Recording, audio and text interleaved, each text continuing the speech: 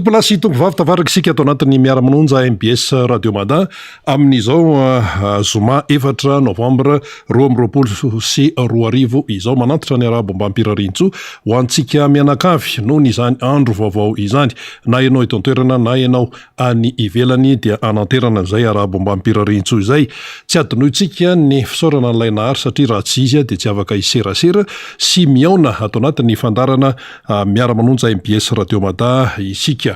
ny fandarantsika moa dia rahantsika amin'ny Radio Mada mazava loatra amin'ny MBS Radio amin'ny fahitalavitra MBS eo ihany koa ny YouTube sy ny Facebook tsy adinoana ny miaraba an'ireo teknisianina marobe na ny eto amin'ny Foibe na ny miparitaka manerana ny Madagasikara satria izy ireo no kitro ifaharan'ny fahafahantsika mitafa sy miresaka ato anatin'izany fandarana miara-manonja MBS Radio Mada izany. Raha ny fandeha ny fandarantsika toy ny mahazatra manana ora roa sasany eo isika amin'ity fandaran'ity ka ao anatin'izany hitondrana famakavakana maro samihafa hitondrana vaovao ihany koa ary izay moa no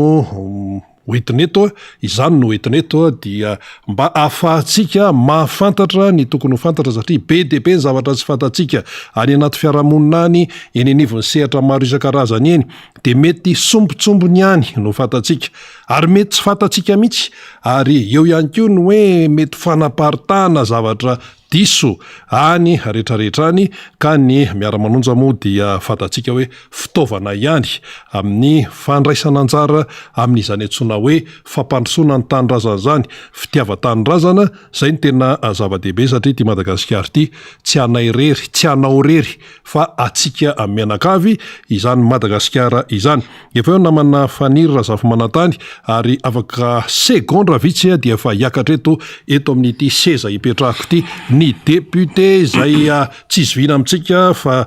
député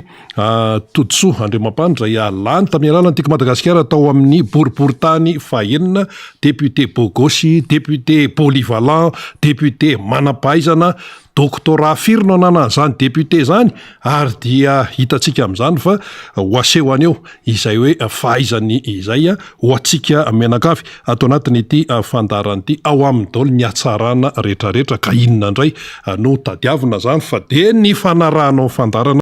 no andrasana amintsika zay no hoe latoko lasy tongovavy fa dia omena avy hatrany amin'ny faniry razafy mandrantany ny fitenenana miarabanao namana faniry ndao ary zatsy miaraba andrena sady misaotra andrena ny teknisiana ihany koa izay miara-dalana amintsika ao ambadika ao dia ny any ambony i Jean-Claude iradany zay eo ambanin'ny fandaminany tantely izay manao fandrindrana ny amin'ny faritra rehetrarehetra izay manaraka ny fandarantsika dia ifaly moa zany ny ato amin'ny regia ato dia asa izy miaraka amintsika andrano eo amin'ny division faly ay ionja mbola miaraka amintsika eo amin'ny division androany dia ny mpanao gazety efa miparitaka vao maraina naka ny vaovao rehetra rehetra ao ambadika ao ny any amin'ny faritra dia arabaina avokoa isika rehetrarehetra na izany any any amin'ny faritra dia anaovana ny kokoa an'izay mpanaraka amin'ity fandarina miara-manonja MBS Radio Mada ity tsy adino ianareo telo menada eny amin'ny Radio Mada dia Robena Malala ary Nomsa izay mampita ny fandarina iombonana ao anatin'ity miara-manonja ity ny any amin'ny ampitan-drano masina dia arabaina daholo isika rehetra rehetra zany rehefa tahaka izao moa satria mijery ny fanisan'andro calendrier dia 4 novembre 2024 androany rehefa 4 novembre fa iny dia samy matsiaro ny rehetra hoe anniversaire ny amiral Didier Ratsiraka zany satria ny 4 novembre taona 1970 no teraka ny filoha Didier Ratsiraka tany Vatomandry zanak Ratsiraka Albert mazava ho azy zany zany resahantsika izany izy moa zany ny afantarany be sy ny maro azy dia hoe Tatsambo officier supérieur de marine izy fa ho an'ny fianarana natao amin'ny président de Ratsiraka zay pe asona amin'ny efa nodimandritsy tamin'ny 20 volana marsa tany hoany 1 ho an'ny fianarana nataony dia efa nianatra tany Ambatondrazaka izy tao amin'ny école des sœurs dia avy eo izy tany amin'ny école Saint Joseph tsamitsarony rehetra zany tamin'ny fahazazany ny président Deratsiraka tamin'ny Tomasina dia niakatra taty amin'ny Saint-Michel tato Aparbe de samy nahatsiaro ny rehetra hoe Inga Ludger Andrianjaka, i Pascal Rakotomavo, Djiwili Razanamasy, ny Ray W tamin'ny président Deratsiraka tamin'ny fotoanandro tao amin'ny Saint-Michel Aparbe. Rehefa zany dia niondrana nakany Frantsa ny Flody Deratsiraka de rehefa tany izy dia nahazo ny baccalauréat de nianatra izy ny matematika tena mathématicien enjana be ny Flody Deratsiraka de taorinan'izay izy nianatra momba ny école navale zany momba ny resaka tafika an-dranomasina zany dia tao Brest no ny anarany an'izay rehefa zany rehetrarehetra izany dia tafavoaka ho manam-boninahitra ambony izy zany dia anisan'ny attaché tany amin'ny Masovo Madagasikara tany ivelany izy no nakaty Madagasikara fa efa nibaiko ihany koa ny sambo mpiady mailaka tolom-piavotana efa niondrana niaraka ny Jeanne d'Arc ihany koa sambo daholo zany resako zany tompo klasy tompo vavy atsika mpanaraka zany taorian'izay izy no voantsy tao anatin'ny gouvernement Taramanatsoa ho ministry ny raharaham-bahiny ary tao anatin'izay no nisy an'ilay directoire militaire dia atao no nifidy azy rehefa aveo hitondra ny Repoblika faharoa kanefa nametraka fepetra amin'ny Floratsiraka tamin'izany fotoana zany hoe ataovy aloha ny lalam-panorenana karalany lalam-panorenana ao anatin'izay hoe fotosainana sosialisma zay sosialista dia raisiko ny tension fanjakana enina fitopolo sy sivinjato sy arivo dia nazava azy nandresy zany nitantana ny antoko arema izy fatatsika niongana taty amin'ny taona raiky amin'ny sivifolo sy sivinjato sy arivo naverin'ny adevitry ny firenena indray no ny zava-misy taty amin'ny fito amin'ny sivifolo sy sivinjato sy arivo ary volavolana novambra ohatran'izay mihitsy asa izay 3 novambra sa 3 desambra no niatrehana ny fifidianana faradoboka teny amin'ny Kouma 67 hectara tamin'ny famerenana ny Andriamatoa Deratsiraka tany amin'ny taona 7 amin'ny sivifolo sy sivinjato sy arivo tany hoany tranga 2 amin'ny 2 arivo moa zany dia exilé politique izy miverina teto Madagasikara amin'ny 10 sy 2 arivo no tomandry izy farany teo araka ny nambarantsika zany tsy ahivon'ny tantara zany resako amintsika zany satria isika eto koa moa zany de miezaka foana mitondra ny fahalalana akapobeany ary zay no azo lazaina fa mba hitiavanareo an'izany miara-manondro zany ihany koa ny amin'ny fizarana fahalalana zay entinay ekipa rehetrarehetra misy mpanetana ny mpivahiny sy irio sy olombavamboaka zay miara-dalana amintsika eny ary efa nambarany rina raha be mananjara teo fa député Bokosy Todsoandriamampandry zay voafidy teny amboribory tany fahenina no miara-dalana amintsika dia tsy maintsy ampanovina kasiketo maro député Bokosy eto satria ny afantarantsika azy zany mahasolo-bavamboaka azy fa tsy maintsy ampanovina azy aloha lay izy zay mpahay fiarahamonina ary mpandalina fiarahamonina ary sociologue zay moa zany mivelatra be zay fa ankoatran'izay économiste ihany koa izy misy raharahara teo karena tsy maintsy horesana miaraka ny député Bokosy androany dia ampanovina azy zay fa vatona sonotronotany voamaly misy député fetra teto niantso reo intellectuel malagasy azy dia anisany voantso tao professeur Todsoandriamampandry ao anatin'izany tena tokony hijoro ny rehetra amin'izao zava-manjo ny firenena izao mpampianatra eny amin'ny anjerimanontolo izy rehefa mpampianatra sady mpikaroka dia mpikaroka no mpampianatra zany zay amin'ny akapobeany zany de nampanovina kasiketo maro mihitsy ny député androany zany satria misy zavatra goavambe horesana fa alohan'ny ampidirako any député Todsoa dia anao tsetsatsetsatsyatra kely satria teny ambom-po aho maly noho ny adidy amanandraikitra fa ny orana moa avy amin'izao fotoan'izao mirotsaka fa fako be tsy fakahitana tompoko raha ohatra ka mbola misy tompon'andraikitra eto amin'ny tanàna Antananarivo de mba jerevo ty fako manomboka hiazo ny lalana ambompo tanàna iny zany hoe misy fizarana ndray makany amin'ny katolika de misy pompy eo de ndray ho any ambompo tanàna iny zany fa fako be eo amin'ny sampanandalana eo dia niatsasaky ny lalana ray manontolo zany lany ny fako lavabe iny sady masiso no tena tsisy mpandroka zao vao nilatsaka ny orana hatramin'ny maraina teo teto Antananarivo latsaka ny orana de veritsika zany fa tsy rariny zany satria sady avesatra iny no hitombo le fofona de mandroso kely tsisy 10 metatra eo ndray lavaka be ny lalana eny amin'iny ambompo tanàna iny de afaka 10 na 20 metatra eo ndray mbola misy lavaka be fandroany tompoko mampalahelo ary tena mily fiotsaka mihitsy le lalana azo anombopo-tanàna iny de misy an'le barera zay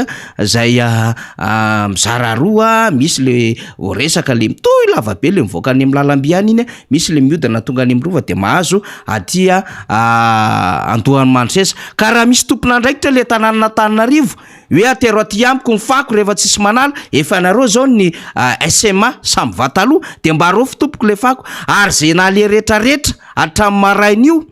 de feno fako ny savovona Antananarivo maimbo masiso ny tanàna ary mitondra rano maloto eny amin'ny arabe rehetraretra eny ka reo fa asanareo reny fa tsy asa mpanohitra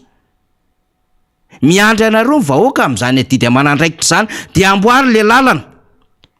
ianareo le mipelipelika manao autoroute le milaza fa manao fikojakojana ny lalana milaza fa mahavita pavé etsero entana any amin'ny Nations Unies sisa nefa eto Antananarivo renivohitra etsy Ambohipoara lavaka be mitovy any tamy be fotaka tena mampalahelo le izy de raiso ny andraikitra reny moa zany mbola mety ifaniliana hoe atao anatin'ny tanàna Antananarivo reny de tokony tanàna Antananarivo mandray andraikitra am'izay fa isika de manipy an'izany adevitra zany hoe tena miaingo ambony tsikoko le tanàna Antananarivo betsaka le amboambo sy lay fihetsiketsehana ataon'le mpitondra fa raha ny zava-misy amin'ny akabeny de tena mijaly le vahoaka de ohatriny efa miara-miaina amin'le fako sisa hidina amin'ny barriera iny zany ery Ambohipo-tanàna misy fako ny savovona be eo de mampalahelo le vahoaka malagasy ohatriny efa miaina efa misadapte an'le fiaina miaraka amin'le fako ohatran'le zavatra ataon'le mpitondra amin'izao fotoana izao asainy misadapta an'le fiainany delestaziny le jirama le vahoaka malagasy fa tsy le vahoaka malagasy ny tokony andrindra an'le fiainana fa lasa mandrindra an'le fiainana izy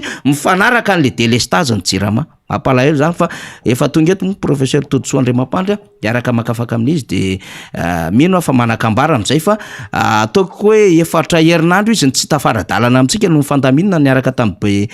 député anankiray Randrianarysosy Stanislas na Rastany eny amin'ny boribory tamin'ny faharoa anaovantsika kopakopa tanana de androandray no anjarany député Toditsoa izy vao avy ny tsapa maraina izy tonga eto amintsika io de raha ny fikasana dia hijeriny tambary any Etsana indray ny député Toditsoa kanefa dia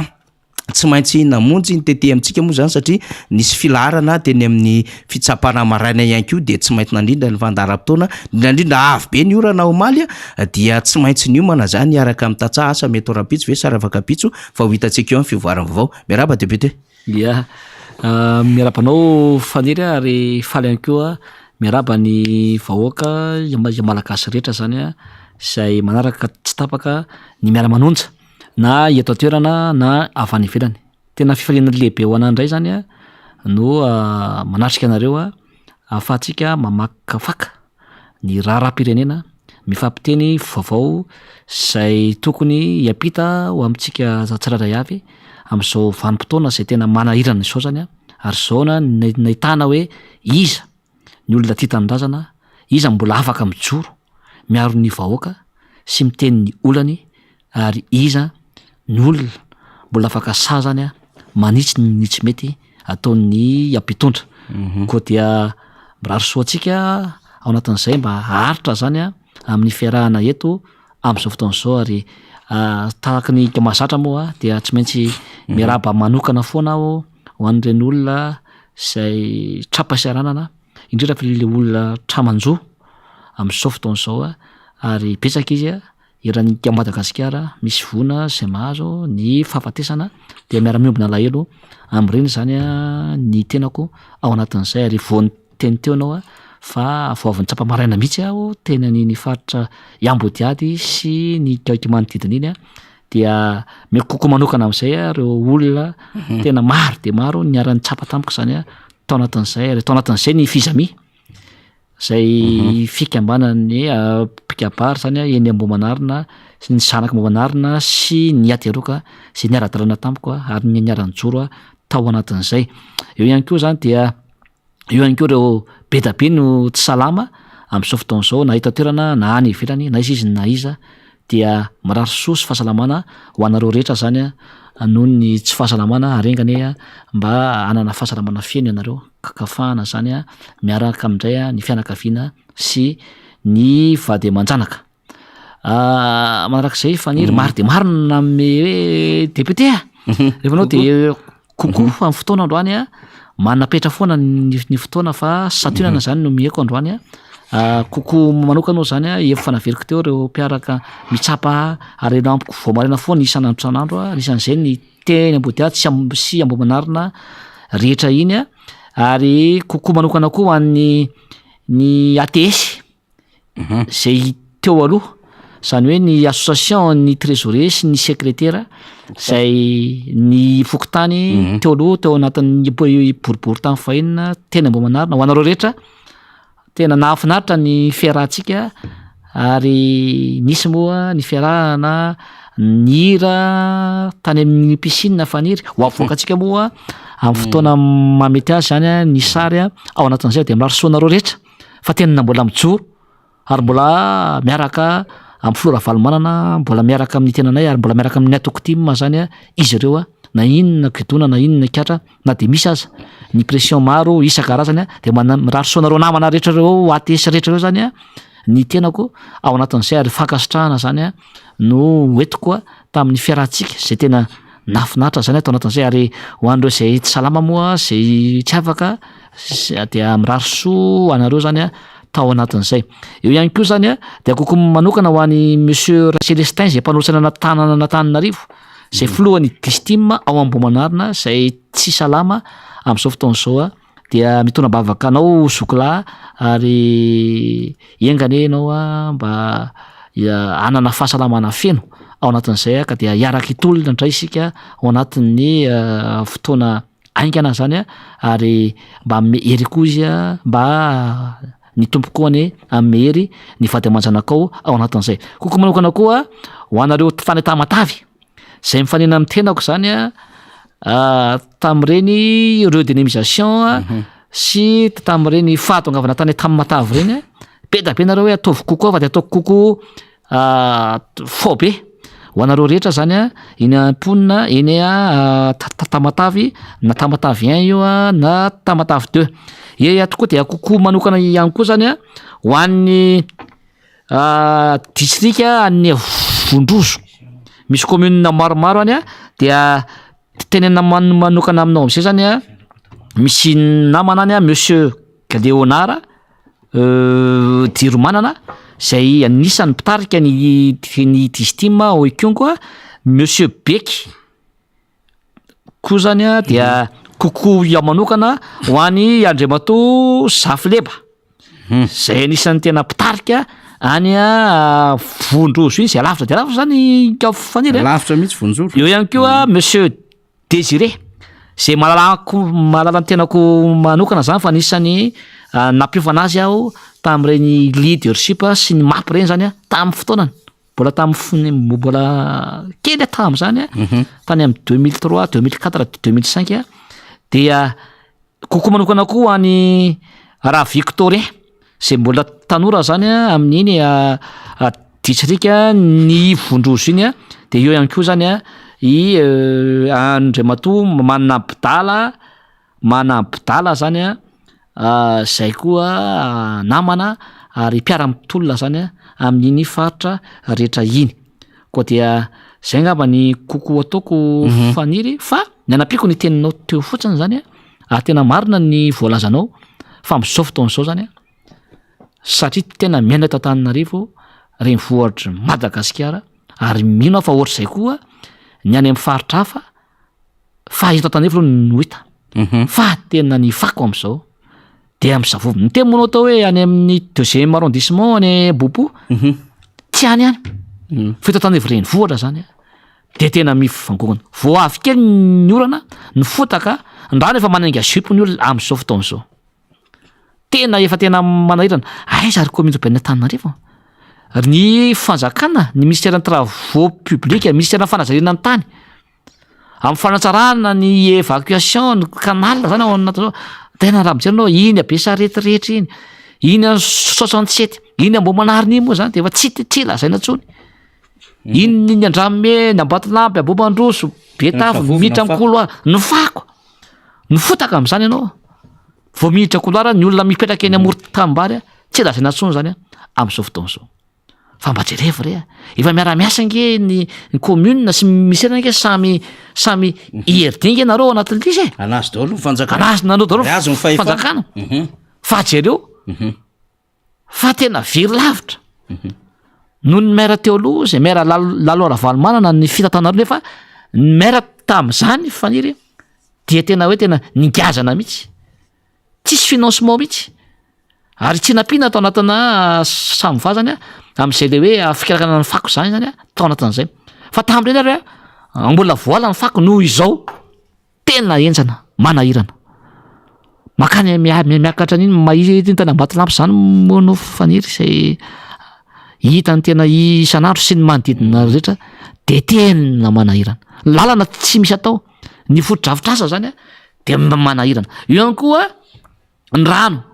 eny tambary voalazanao teo moa fa tsy saika ho any tambary zao fa raha tena de mbola tsy tratra zany ny ty satria be ny fitananan'ny takatsandray satria efa tenako tamin'ny tapabolana zay ray volana fa ny fandehan'ny rano zany de mbola be da be zany tsy tonga ny rano ny fivoahan'ny rano sy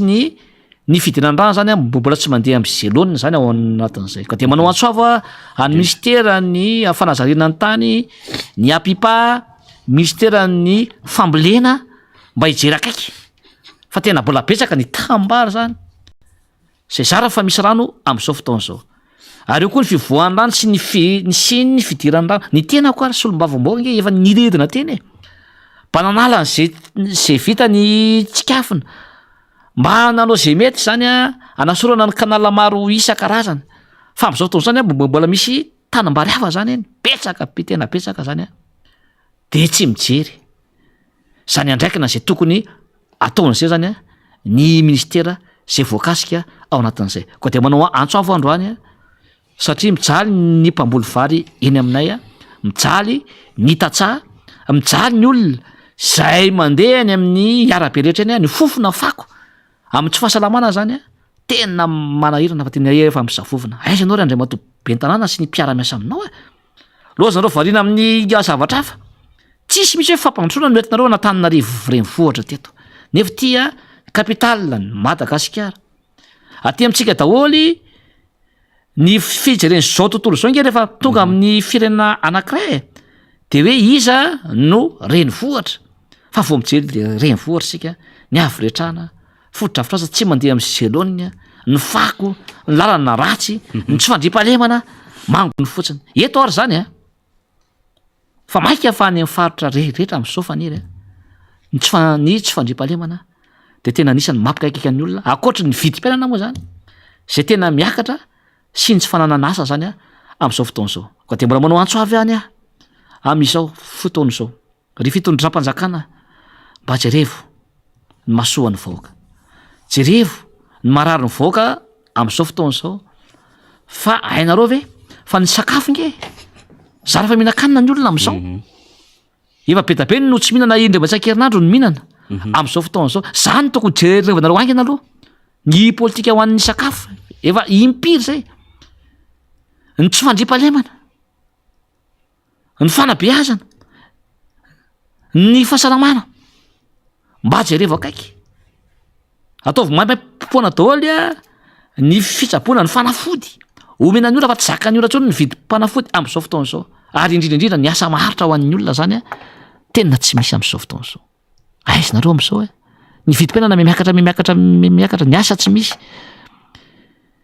ny asa maharitra tsy misy tsisy misy zany hoe politique de l'emploi zany za moa efa teneny namana be da be hoe aza manome vahaorana tsony anao monsieur le député monsieur le professeur koa de tsy ame be tsony zany aloha kely aloha efa folo volana sisa ao anatin'le de manahirana faniry raha nysobony teto amin'ny miara-manonjy ty faniry ianao koa nisany name vahaorana ny député namana rehetra teto amin'ny miara-manonjy na teto amin'ny miara-manonja MBS zany natany amin'ny miara-manonja namana zay taradio samy name vahaorana daholy na ame sosikevitra daholy fa raha folo isan-jato ny teninay no nalainareo nge efa tsy ohatry zao ny fari-piainan'ny vahoaka malagasy ny flora valomanana efa name sosikevitra foana fa tsy narahanareo nge tao anaty resaka zao nyfandehany de zao iaraha malaza zao fa tena mikorosofahana ny toekaretsika mikorosofahana ny fahefa-mividin'ny vahoaka malagasy lasa membotra faniry ny firenetsika am'izao fotoana zao député Totosoa tao anatin'le fotoana aloha ngamba zay no hidirantsika vetivety kely satria tao anatin'le fotoana zay hoe tsy niatrehanao an'le fandarina misy asa marobe koa tao asa ho an'ny tanora teny amin'ny tanàna ho amin'ny mpanao fanatanjahantena ny pikabary natolotra ho an'ny mpianatra nisy ihany koa ny asa sosialy madinidinika tahaka n'izay fa mahazatra nefa vaveto ho an'ny fiarahamonina ao anatin'ny fahasalanana rehetrarehetra eny aloha tonga de deratsika ngam'izay faly tonga hatrany sambava sy antala mihitsy ny asa soa ataon'ny député Totsoa de ao arahantsika ngam'izay alohan'ny hidirantsika anatin'ity devitra zay efa voamanty député Totsoa amezana azy ny zava-misy tena mbo manarina atao anatin'izay ray volana na abanganao teto amin'ny plateau zay fa tena kanja saiko isan'andro. Ya marina ny teninao Faniry matoa zay misy fotoana raha tsy eto amin'ny plateau de eny amin'ny terrain miaraka amin'ny voaka na moa ny asako moa de iainareo koa fa papana be mpampianatra eny amin'ny université zao moa zao tena hoe fotoana ny saoty anao mihitsy zao sy ny encadrement maro isan-karazany dia rehefa tsy eto zay de efa fantatrareo zany fa na manao ny asa soa ny asa sosialy na miosina miaraka amin'ny voaka na manao ny asako zany eny amin'ny université de rehefa tsika eto zany zay asa sahala amin'ny mahazatra satria mivoaka mihitsy no mangataka hoe mba lefaso le asa sosialy nataonao monsieur le député de sombony zany no menantsika ka mimina fa ho alefa ny technicianina zany aloha zay le pikabary ngamba no alefa aloha misy daty eo azafady ny voalohany am'izay moa zany dia misy tamin'ny herin'ny asabotsy io tamin'ny asabotsy teo zany dia misy ny fahafolo taona ny FIPA na ny fikambanan'ny pikabary nateroka sy Ambohimanarina dia ny tenanay moa zany dia anisany ray aman-dreny tapanohana an'izay dia nisy moa ny fanolorana ny omby zany zay natao zay nohanina satria olona manjato ny amanjatony zao tenue mahafinaritra be anaovan'ny pikabary rehetra zao moa de avaty amin'ny tenanay daholo eo koa zany ny fanampinan'izy ireo amin'ny fahavitan'ny trano vaovao ho an'ny FIPA zany zay hoe olona sy mikolo sy manaja ny asa nateroka ny anarandray tsy adino ny anaran'ireny tsy afoy io zany ny tenin'ny filamatra hoentin'ny FIPA de ho hitantsika eto zany fa reo zany reo pikabary zany ao anatin'izay de ho hitantsika eto koa zao ny député namana zay manatrika sy mamevoninahitra zao mika zany fa misy ny fiaraha-misalahy zany eo amin'ny samy solombava baoka tonga teo koa moa zany ny bibeny tanàna nateroka zany tao anatin'izay de eo koa zany zay fanampina ny fanaovana trano zay na ny ciment io na ny carreau io zay saorana be da be ny olona zay nandray anjara zany atao ny fianakavian'ny tena akaiky moa ny anabafy de nisy name an'izany carreau rehetra zay zany nanaovana azy ao anatin'izay ary eo koa ny tsangam-bato io zany zay hitantsika zany zay saorana andry ny FIPA zany fa de misoratra ao anatin'izany tsangam-bato zay navitana ny trano nafinaritra ny fiarahana zany tanatin'izay FIPA zay mbola verika any fa ny sotoavana malagasy dia miainga am'ireo pikabary reo ary zay mbola hafa ny Ambohimanarina sy ny ateroka zany Faniry zay mitandro izay fihavanana sy ny firaisan-kina zany sy ny fifanampiana satria ireo pikabary reo na ny FIPA io na ny fizami io na ny fikambanan'ny pikabary n'Ambodimity io na ny fikambanan'ny pikabary na Ambodiady io na ny ZM io na ny fikambanan'ny pikabary any Anosy izay folo io zay evahany ny ateroka sy ny Ambohimanarina zany dia mikajy mikolo izay sotoaviny zay ary anisan'ny mahafa la Ambohimanarina sy ateroka zany io na akafaliana na akaratsiana dia tsy maintsy foana zany ny pikabary no mankahery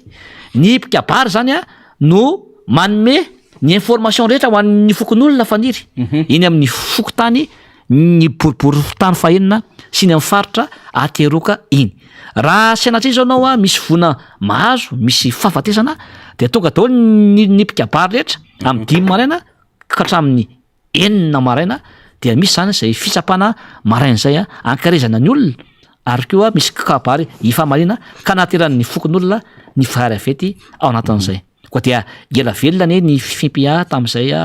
fahafolo taona zay nanampiana azy manarak'izay dia eo koa ny asa sosialy malaka zany ny tournoi champion io zany faniry na andaka baolina misy sika io le zany amboma champion moa zany zao ny anarany amboma champion totodsoa moa zany a no atao anarany a dia ny club rehetra amapolo maro zany dia nahandry anjara daholo zany a am'ty fifananany aty a ary ny kopy atolotra moa am'zany faniry dia omby ngeza be ary fantatry ny tanora nambomanarina sy mivavaoka nambomanarina rehefa ny tenanay zay ny mamamy omby de le omby tena ngeza indrindra eto Afrika zany nomena ao anatin'izay ary zay zany a ny tena hoe akamamiza ny mpanao fanazaran-tena ny tena anisan'izay ny mpanao rugby de ny tena moa zany dia miara-miosina amin'ny olona eny misy zany a de pipity mipetraka amin'ny tany a satria anisan'ny tena makafy makamamy zany rugby ny foty ny basket zany ry fanity anisan'ny tena hoe ankafisy koa de rariny loatra zany a ny tenako na miara-misalaha manampy penisy ireo zany a ao anatin'izay manaraka ny koa zany a akoatran'izay fikarakarana ny tournoi zay nanomboka tamin'ny alahady io a dia noentina any Sambava sy Antalaha any amin'ny faritra Sava ireo zany a ny solotena ny tanora mpanao rugby sy ny mpanao foty any Ambohimanarina ireo zany zay a zay nanatitra azy a niainga teo amin'ny kanja ny Anosy be zay vola zay mitondra ny anarako moa zany a dia ireo zany zalahy tao anatin'izay a efa tonga any izy efa niantso anazy zany zareo faniry a efa tonga tany maly maraina zany ry azareo a de ireo zany a zay netohana maimaimpona ny frais aller retour ny frais n'olona ray efa amina million faniry aller retour a netohan'ny tenanay daholo zany a ary eo ihany koa ny sakafo rehetrarehetra sy ny trano zany a de netohan'ny tenanay miaraka ny solombavam-bahoaka honorable député Jack zay sorana manokana fa zay mirahalahy moa zany a dia mpirahalahy menala ary misy zay fifanampiany zay zany a ao anatin'izay a de ary zareo zany no mandray andry zareo any a de misy match amical zany any a zay atao a misy match deux défis koa zany atao a ary ny tanjona zany a dia tsy vitany hoe manao baolina ihany zany no atao any fa sady hoe fitsangantsanganana no mijery ranomasina fa be da be amin'ireo tanora io zany faniry tanora Ambohimanarina mpanao fanatanjahantena eny aminay a mbola tsy nan'izany hoe ranomasina de io fotoana io zany mba rarotana hoe mba nahita ranomasina ary zareo a be da be moa no nandefa sy misy anasy misaotra e mitomany mihitsy ranomasina sopifaliana hoe monsieur le député a zay zay vao nahita ranomasina noho ny aminao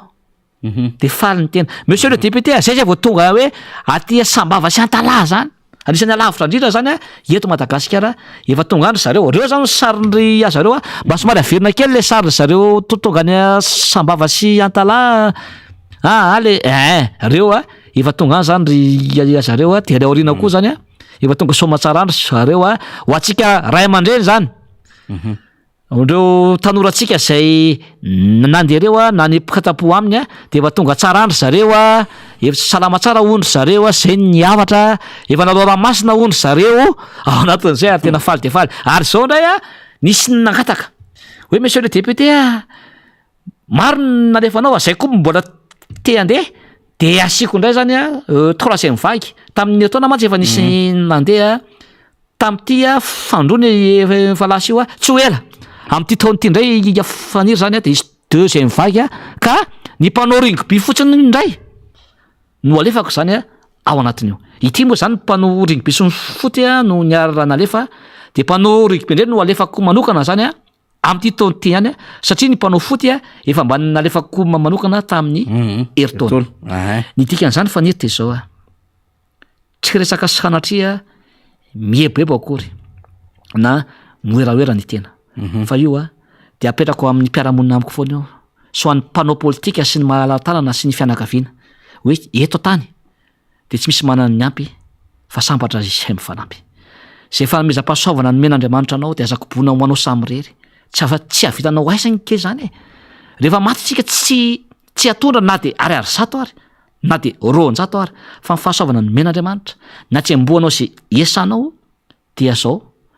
jerevo ny ankonanao fa jerevy ihany koa ny mpiarabelona aminao ary jerevy ny olona sahirana ary zay toetsainy zay zany no etiko hita zaiko foana ny vady aman-janako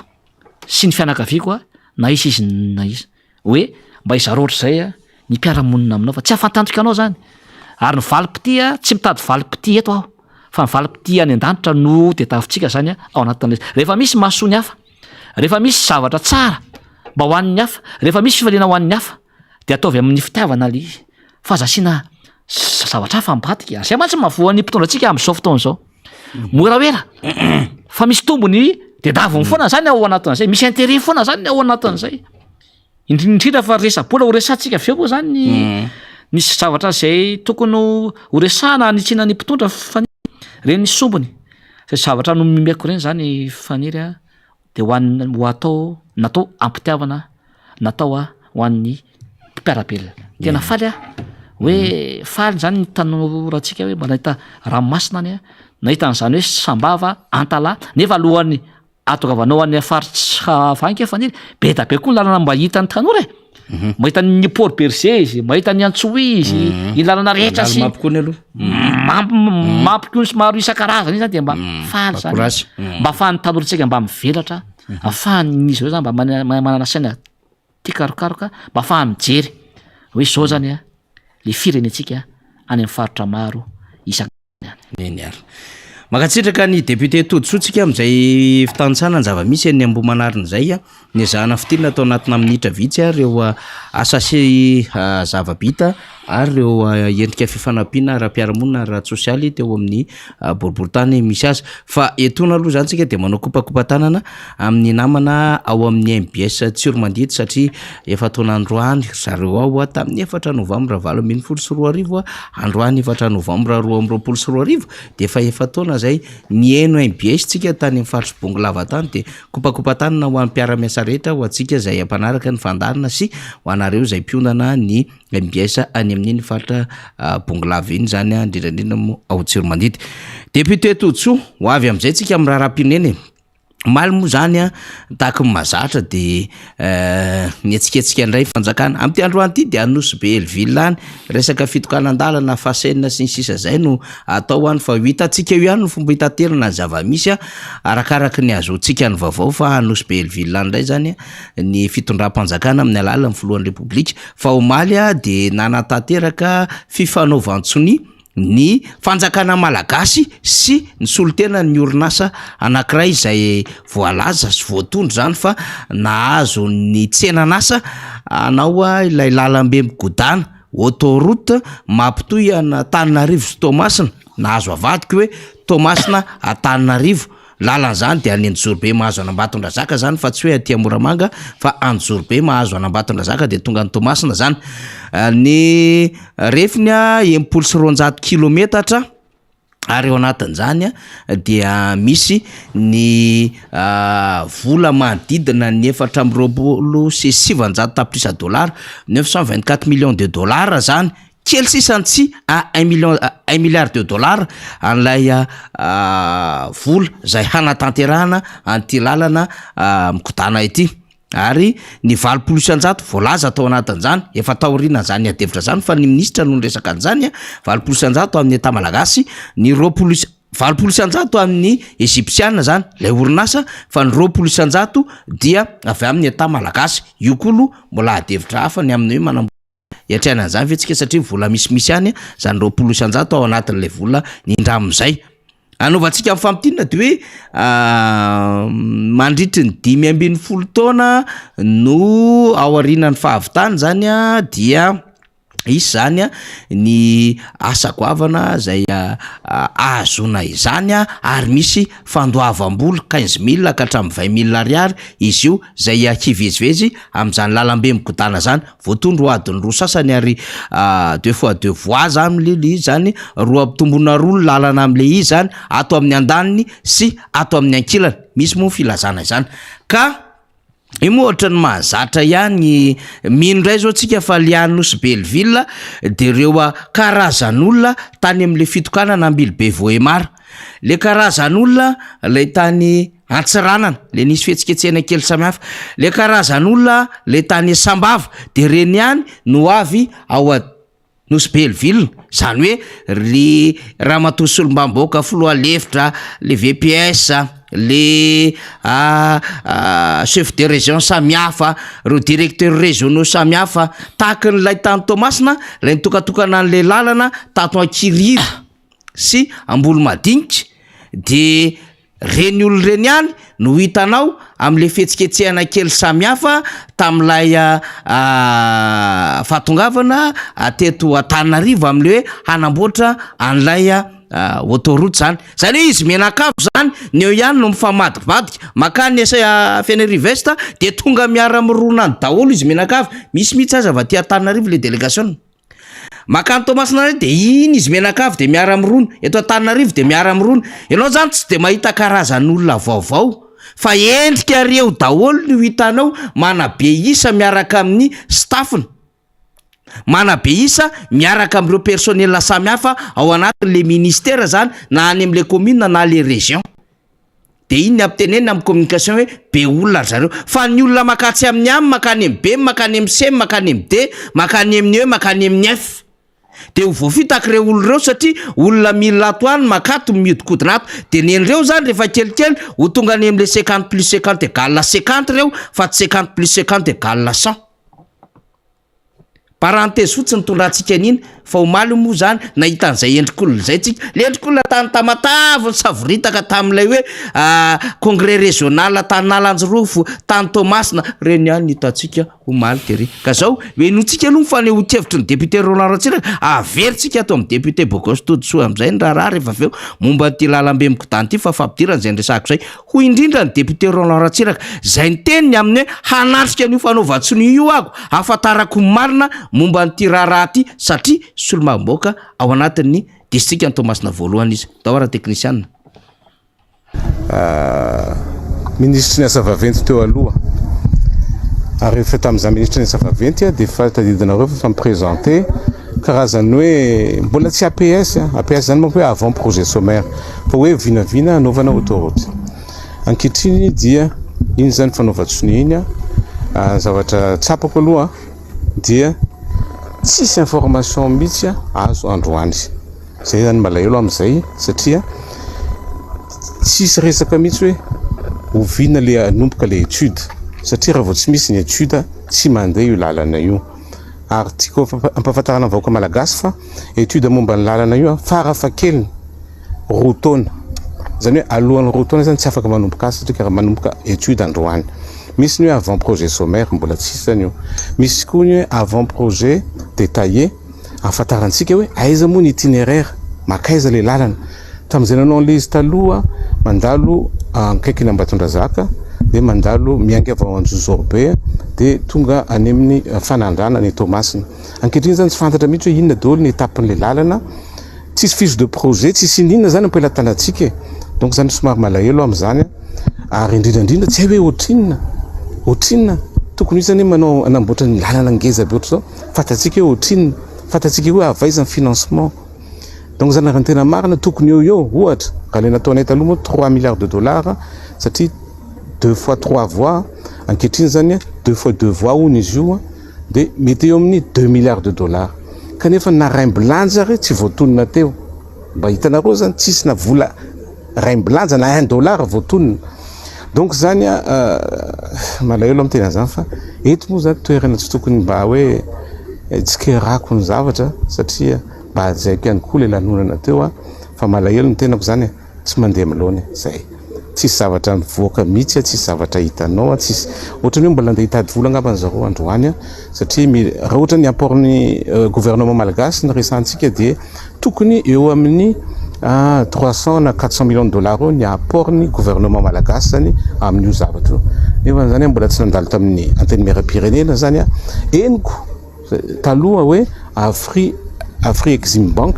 ande amatsy vola le apportntsika de hoe tsika zany indram-bola aminy ka rehefa raha indram-bola aminy tsika tsy maintsy mandalo amin'ny assemblée nationale mbola tsisy nina mihitsy zany rehetra zany place toko vavy ka adidiko sy andraikitro no manambara amitsika fa tena mbola tsisy ninna zany hoe ho hitatsika eo raha piso afaka piso fa alohan'ny roa taona tsy possible vita ny étude de rehefa vita ny étude de nio tsara fa nanao ny étude nareo lalanareo rocade firy taona tsy telo taona tsika nanao ny lalana rocade io nefa io 10 kilometatra jereo le lalana anankiray mandeha any Ambotro-Manjaka mbola tsy vita hatram'izao satria le expropriation lava be iny zao mandala amin'ny tanibary be de be iny mandala amin'ny aire protégée anankiroa io tena tsy ho vitatsika ato io ary tokony izy tsy afaka manomboka atroato impossible isaorana aloha fiara-miasa amina televiziona tsy miankina no nakana ny sary fa tsy sarytsika tato amin'ny MBS iny fa no fiara-miasa moa zany de afaka mba misitony any am'ireo namana zany amina fahitalavitra tsy miankina de isaoran'zay afaka ampiasaitsika ny sary nisy olo mavomboaka Roland Ratsiraka nitatsika teo zay voafidy teny amboribory teny amin'ny disika Tomasina voalohany Andriamatoa Solomamboka iny zany ny fomba fahitany azy fa raha possible faly de mba jerevy kely le dépêche informative ataratra zany mame ny renseignement ny fanjakana zany na ny information manoloana ny ty resaka lalany ty zany hoe inona zavatra resahany zareo ao ny anaran'le entreprise égyptienne zay nahazo an'ilay tsena de ataotsika hoe zay le izy satria mbola manahirana be le raha tena mizara roa ty adevitra ty zany ny amin'ny hoe ny amin'ny pitsopitsony hahatongavana amina adevitra ohatran'ireny vao tonga amin'ny fanaovatsiny de aoriana ny fanaovatsiny inona ny procédure samy hafa fa eo amin'ny lafiny teknika koa mbola adevitra faharoa manaraka sy eo amin'ny lafiny endriky ny vola ampiasaina zany de maka an'ireo adevitra anankitelo zay nyresahako reo tsika miaraka ny Solomamboka Todisandriamampandra ty zava-dehibe ty resahanty ary misy zavatra marobe mampametra-panontaniana antsika marobe fa ny fanadidina zay ho ataotsika de anamarina sy hilaza sy resadresaka an'izay député Todiso ny tonga de fahitanao avy hatrany aloha eo Solomamboka anao ny amin'ny hoe ahoana ny lalany procédure samy hafa rehefa misy ny fotodrafitrasa lehibe tahaka izao ka misy mpiara-miombona aminy ka miara-miasa ny Madagasikara de tsara verina efa nisy fotoana ianao ny resaka an'izay hoe ahoana ny pitsopitsony atao ny procédure sy ny resaka fandalovan'izay ary amin'ny pitsopitsony ara-teknika sy ny karazany zany vao azo anatanterahana projet na tetikasa tahaka ireny fa akoatrin'izay ihany koa ny lalany fahamatsim-bola mila fitandremana lehibe de alohantsika aloha zany sady mpampianatra mpikaroka mpampianatra no miresaka amintsika ny Solomamboka ny Madagasikara Andriamatoa Todiso zavatra tahaka izao misy faniry ny ilaina ny mpanao politika ary ny mpanao politika mila manadiady sy mandinika sy mahay satria mpanabe ara-politika inge ny mpanao politika de izy manazava ny vahoaka ny zava-misy eto amin'ny tany sy ny firenena ianao zany tsy maintsy maharaka ny zavatra mitranga isan'andro isan'andro ary zay no teneniko anao foana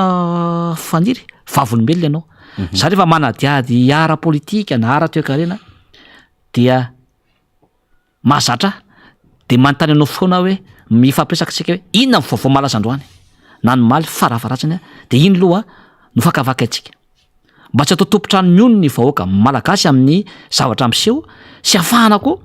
manitsy sy manampy ny fanjakana zany ao anatin'izay satria malagasy tsika ao anatin'izay mazava be efa nazavaiko teto faniry raha iandro zay zany hoe inona avy ny financement tokony ho azo misy karazany firy izy ireo de inona avy ny procédure arahana tatao anatin'izay efa nazavaiko ho antsy teto zay tsy verina mintsony fa lava de lava no azavaiko fa miditra am'ty ity zany zao de vaovao mafana ray vaovao mafana be zany zao am'zao fotoana zao satria korapaka daony reny olona maly hoe inona ndray ary ty voalohany zany de mila zavaina mivoaka malagasy aloha satria mieritreritra anao autoroute ny fitondratram-panjakana iny any lalana makany Tamatavy ny projet kory tsy hoe ratsy no fa tena voalohany aloha de apetraka efa taona sy tapany ianao ny teo tsy nanao an'izay efa tapitra ny mandat zay ny anao vao hieritreritra hoe anao an'izao zahay ohatran'le tamin'ny akabary tamin'ny Somasabosy tamin'le forum oresantsika aveo iny hoe ampiditra elefanta girafy ny karazany anavatra mpampiana ohatra ary ny tena mahagaga faniry arakaraky ny matapitra ny mandany no manao zavatra tsy ampy everana foana zany ny fitondratram-panjakana am'izao fotoana zao za manokana tsy contre amin'ny fanamboarana lalana ary zay ny itiavako any Flora Valomanana hatram'izay ka mbola hatram'izao io lalana io nge ny teny ny mpanenjika azy tamin'izany ny mpanoatra tamin'izany hoe ny lalana vifinana fa aiza ilaina nge ny lalana tao anatin'izy ary lalana zay nataony dia naharitra daholo hatramin'izao 9200 kilometatra ny lalana vitany izy rery mbola navitan'izay hatramin'ny repoblika voalohany ka hatramin'izao hiditra amin'ity zany ny financement mazava be le izy le fifanarahana zay natao omaly zany a dia fifanarahana nataon'ny fanjakana sy ny orinasa privé a avy any Egypte rehefa mijery zavatra ohatry zay tsika raha andalina zavatra tahaka dia voalohany aloha hoe iza le manao fifanarahana ny Egyptiana ary mbola orinasa privé dia mipetraka avy hatrany ny fanontaniana firenena mandroso ve le any Egypte tafaniry sa firenena andalam-pandrosoana tsy ao anatin'ny pays émergent kory a Egypte ny pays émergent zany dia ny BRICS inona atao hoe BRICS ny Brésil zao pays émergent efa miakatra ny toeka reny Russie Inde Chine Sud-Afrique tsy anatin'izany akory izy a fa firenena mahantra firenena andalam-pandrosoana sahala amin'ny Madagasikara fa manamanana kokoa izy amin'ny resaka toekarena sy ny foto-drafitrasa noho ny Madagasikara ary firenena afrikana izy zay tany aloha voalohany mipetraka zany ao anatin'izay le orinasa privé io ve ny firenena ary mbola firenena mahantra andala-pandrosoana dia taizana tany orinasa io vola be amin'ny kararana 940 millions de dollars faniry ao anatin'izay voalohany zay mifantena faharoa rehefa anao famakafakana amin'ny zavatra mitranga tahaka izao tsika dia izao koa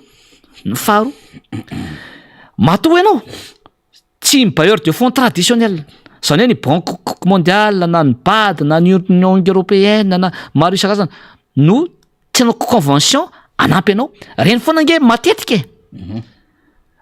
reny mpambatry vola irasam-pirenena zay mahazatra reny foana matetika no manampy atsika na hoe anao foto-drafitrasy fa matoa zany ianao ny safidy an'ity dia mazava aloha fa tsy amy anao tsony ny mpiara-miombinantoka zany a mahazatra amin'izao fotoana izao ary matoa anao nanao an'izao orinasa tsy miankina izao dia izao financement parallèle ke zany ty zavatra ity satria rehefa misy financement zay alainao zay raha anao miasa akoatra ny mpamatsy vola mahazatra dia financement parallèle zany a ny anarany ao anatin'izany dia io zao dia tsy mazava mihitsy le izy hoe accord de prévu le izy financement parallèle le izy dia zao dia mino very zareo fa dia ho faly ny mpamatsy vola iresam-pirenena sy ny firenena mandroso amin'izao zavatra ataon'izao mamerina kely a ny tantara kely tamin'ny 93 tany faniry flo Saint-Albert natao mbola kely tamin'izany 7 taona teo ngamba tamin'izany na 10 taona raha nisy a efa tia raha-pirenena tia politika tao anatin'izany dia nitondra ny flo Saint-Albert dia nisy le raha flamco tadiditsitsika angamba reny reny zao dia financement parallèle reny satria nitady mpamatsy vola tany amin'io flamco io zany a amin'ny resaka PPN sy ny maro isan-karazany ny fitondrana tamin'izany dia inona ny sehony kendarorika tao nge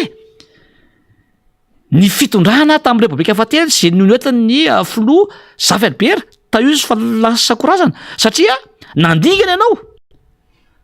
ny bailleur de fonds traditionnel zay efa namaritra fiara-miasa zay efa namaritra fiara-miasa tao anatin'izay itsika zany amin'izao situation tsika zao dia tsy afa-mialy amin'ny firenena mandrositsika amin'ireo banque mondiale ny FMI ny union européenne maro isan-karazany sy mibady isan-karazany ireo amin'izao contexte izao tsy maintsy miara-miasa amin'ny firenena mandroso ianao aloha amin'izao fapetraka mazava le zavatra hoe gagnant le izy fa matoa ny olona norinasa tahaka izao mitsofoka anampy anao dia tady teo fa misy tombony ho anazy ao zay ny voalohany avaiza nanana an'izay voly zay tokony hipetraka ike zany so sanatria vola maloto ve io zay indrindra na blanchement d'argent ve io zany a manitikitika ny saina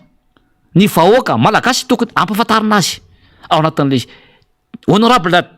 ronasisaka zao de gaga hoe izy tena tokony tsy masava ozy izy nefa izy député avy any Tamatavy efa ministre ny travaux publics za koa député tsy nomena tsy nazavana ny antsipriany io zavatra io ary tokony isy ny ratification alefa ny assemblée nationale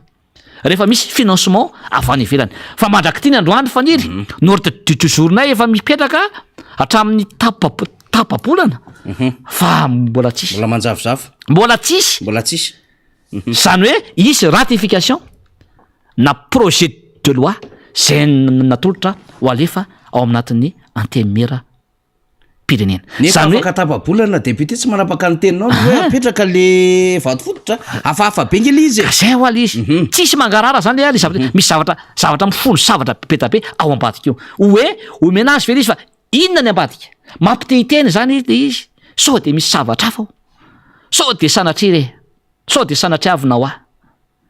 ny arena kibony tanitsika no garanti ho sanatria ve ny volamena ny kokobaly da mifaratsana ny feno so sanatria ve misy zavatra hafahafa ho atao zany mba ho takalony so zavatra izao ho sanatria ve ny tanitsika na ny tanindrazantsika sanatria ka izay zavatra zany mila mangarara zany amin'ny zavatra tahaka izao sao de sanatria hivarotra tanindrazana 15 ans zange de mahana tena ve amin'ny ataona nareo de efa tsy ho eo tsony 15 ans zange nareo efa tsy ho etsony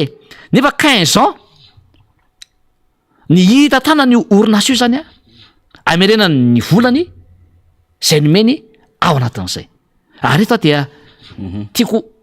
hainy voaka malagasy ampafantarina sy anareo mpitondra rehefa misy zavatra zay famatsiana tahaka izao de misy karazany roa ny taux misy natao hoe taux concessionnel de misy ny atao hoe taux commercial ny taux concessionnel zany dia io dia famatsiana azonao avy amin'ny banky iray isam-pirenena reo banky bailleur de fonds traditionnel ndray zany io rehefa manampy izy manome vola izy manome famatsianatsika izy faniry ohatra hoe anaovana lalana tahaka izao dia tadidio fa tsy maintsy misy temps ny 30% an'le famatsiana zay meny de temps fanomezana ny 30% ary ny intérêt alainy de 1% ka hatramin'ny 2%. Jerevitsika tsara ity nefa tsy ny bailleur de fonds no nanome azy le mahazatra reo le mahazatra raha ny bailleur de fonds zao nanome antsika nyty famatsiana anaovana ny RN2 ty hoe anao autoroute zany de ny anarany ny taux de hoe taux concessionnel 1% zany no alaina entre 1% 2% ny 30% le vola zay mihitsy zany de temps fa vao mivoana am'le bailleur de fonds traditionnel ianao zay tsy afa miala am'reo tsika am'izao fotoana zao de miditra any am'le atao le taux faharoa le resahako taux commercial orinasa privé tsy nyty de taux commercial zany le famatsiana rehefa taux commercial izy de jerevitsika fa tsisy temps zany omeny ao anatin'le izy fa hoe zay ame volanareo zao de anao lalana zay fa tsarovy fa ny intérêt de 6% miakatra ny intérêt zay ho ambony lavitra no ambony lavitra no izany zay nge nataoko anareo hoe tokony hainy voaka malagasy zany ary aza-batona ny vahoaka ary zay ho ny anany mpanao politika mahay mahay manazava an'izay fa rehetra zany afenimpeniny any izy fa hoe ampatarina vahoaka fotsiny le hoe ho ataotsika ny RN2 autoroute de hoe ho faly ny voaka anatin'le aza-batona ny voaka fa tsy maintsy fatarina hoe inona ny takalony iny afay zovoly io inona no intérêt-n'io ho an'ny taranakitsika manaraka ao anatin'izay zay zany de misy zavatra tsy mitovy afatiry zany hoe ho atsika zany mpahay toe-karena sy mpandinika ny fiarahamonina sy ny fizotrana zany de mazava ho azy raha manao soavy ianao zareo hoe mimiditra am'le taux concessionnel satria anao ny intérêt any kely no mahazo temps 30% ianao fa itianao taux commercial no azonao anatin'le izy de beta be zany ny intérêt azonao de sotra tsisy fanazavana ke nataon'le misy ny travaux ya publika tao anatin'le izy sy ny foloana ny premier ministre fa zay verinao fabady hoe azafao mivoaka ary zay tsy maintsy tsika foninay ary tsy maintsy idadavana ny fahamarinana ao anatin'le izy akoatr'izay faniry mahasamihafa ny taux concessionnel sy ny taux commercial de ny taux concessionnel misy période de grâce zany hoe le intérêt le famerenana ny vola le famerenana ny vola zay nindraminao rehefa misy fahatarana io 1 an 2 ans de mahazo période de grâce ianao ao anatin'le izy ay tsy maninona zany fa mena efa nangataka nareo tsy voalohanareo le izy de tsy maninona zany fa mba membotra kely roa taona na taona fanataovanareo an'le trosa na le fafamatsiana nanaovana an'le lalana fa am'le zavatra atao tahaka izao amina taux commercial satria orinasa privé no nanome volanao rehefa tara kely io na de ray volana ary na tapa-bolana na roa volana de tsarovy fa tsy maintsy misy ny atao hoe pénalité misy pénalisation zany azonao anatin'le izy rehefa tara kely anao 1 mois na tapa-bolana de mety ny 50% le vola nindraminao ary ny tsy maintsy anapinao zay fahatarana zay zay natao hoe tsy misy période de grâce zany amin'ny fanomezanao zany zany hoe am'le prêt zay nindraminao zany am'le financement zay nataonao zany ka hoy za hoe aza ampidirana kizo ny vahoaka ampatana azy ny marina rehetra ao anatin'izay fa zao atao zao de karazana financement parallèle zao ary tena tsy manaiky an'io mihitsy ny mpamatsy vola iraisam-pirenena ary tsika vahoaka koa de tokony ho sarotana zao nangatantsika an'le hoe bonne gouvernance ange ataovy mazava le izy ary izy koa zao ao anatin'izao ny analyse koa zany ny zavatra tahaka izao dia tsy maintsy misy foana ny atao hoe APS na hoe avant projet sommaire mbola tsisy nge zany mbola tsy nalalana zany mihitsy tsika mbola tsy naseho zany ny APT koa aiza avant projet ka détaillé mbola tsisy zany ao anatin'izay ny zavatra ho ratifiena raccord de près le izy tokony isy foana ny ratification zay alefany amin'ny antemera pirenena sy ny antemera ndolona zay nge ilaina ny solom-bavambaoka ainay nge ny asanay ary zay no miady hevitra amin'io de mandany an'io na tsy mandany an'io zany ao anatin'le izy olana ao anatin'io koa zany faniry azonao tsara ve le fafadizany tokony azon'ny voaka malagasy etsaka ny tsy mahay an'izany na ireo mpitondra reo ary fa faly fotsiny hoe misy olona ho ny hitondra ny vola am'gony be tabe de anao ny lalana de mety resaka business hoe anao an'io zay fa mionay ndry o takalo izy tsy fantanke le resaka le any ambany any le any ambany latabatra zany mila ny vahoaka malagasy ary io la matoa mivolanao zany anao fodravitrasa indrindra orinasa tsy miankina na orinasa tsy miankina zany orinasa zany ke société bénéfice no de daviny tsy anjely ireo akory na hoe anjely latsaka vany an-danitra ny raha ny Jeso Kristy hoe ty misy efa ho 1 milliard latsaka $2 ho anareo anaovanareo lalana matoa izy orinasa zany tsarovy fa rehefa hoe société privée zany tsy maintsy bénéfice ary ny intérêt manokana no jereny ao anatin'izay tsy maintsy makatombony ho anazy izy ao anatin'izay ary ny tombony ho anazy minimum 100% no alainy ao anatin'izany de aiza zany anao anatin'le 15 ans 15 ans zany ary raha kotiana mola izy député Todso le hoe 924 millions de dollars zany hoe 1 milliard de dollars latsaka kely ho tafaverina ve le 5 taona am'lay investissement nataony eto Madagasikara io zany de zay mihitsy naoko anao kazana contrat convention contrat administrative zany ny fiantso an'izao ao anatin'le izy io zany efa nanao côte boaritra kely alohan'ny idiran'ity antsika sianao teo fa ataovy ny côte rea samy calcul daholo tsika raha neo 24 millions de dollars no azo de ataovy ny kajikajy tsotsotra zany ao anatin'le izy ny apportsika 20% io 20% apportsika io manana vetsika eo amy 160 millions eo $2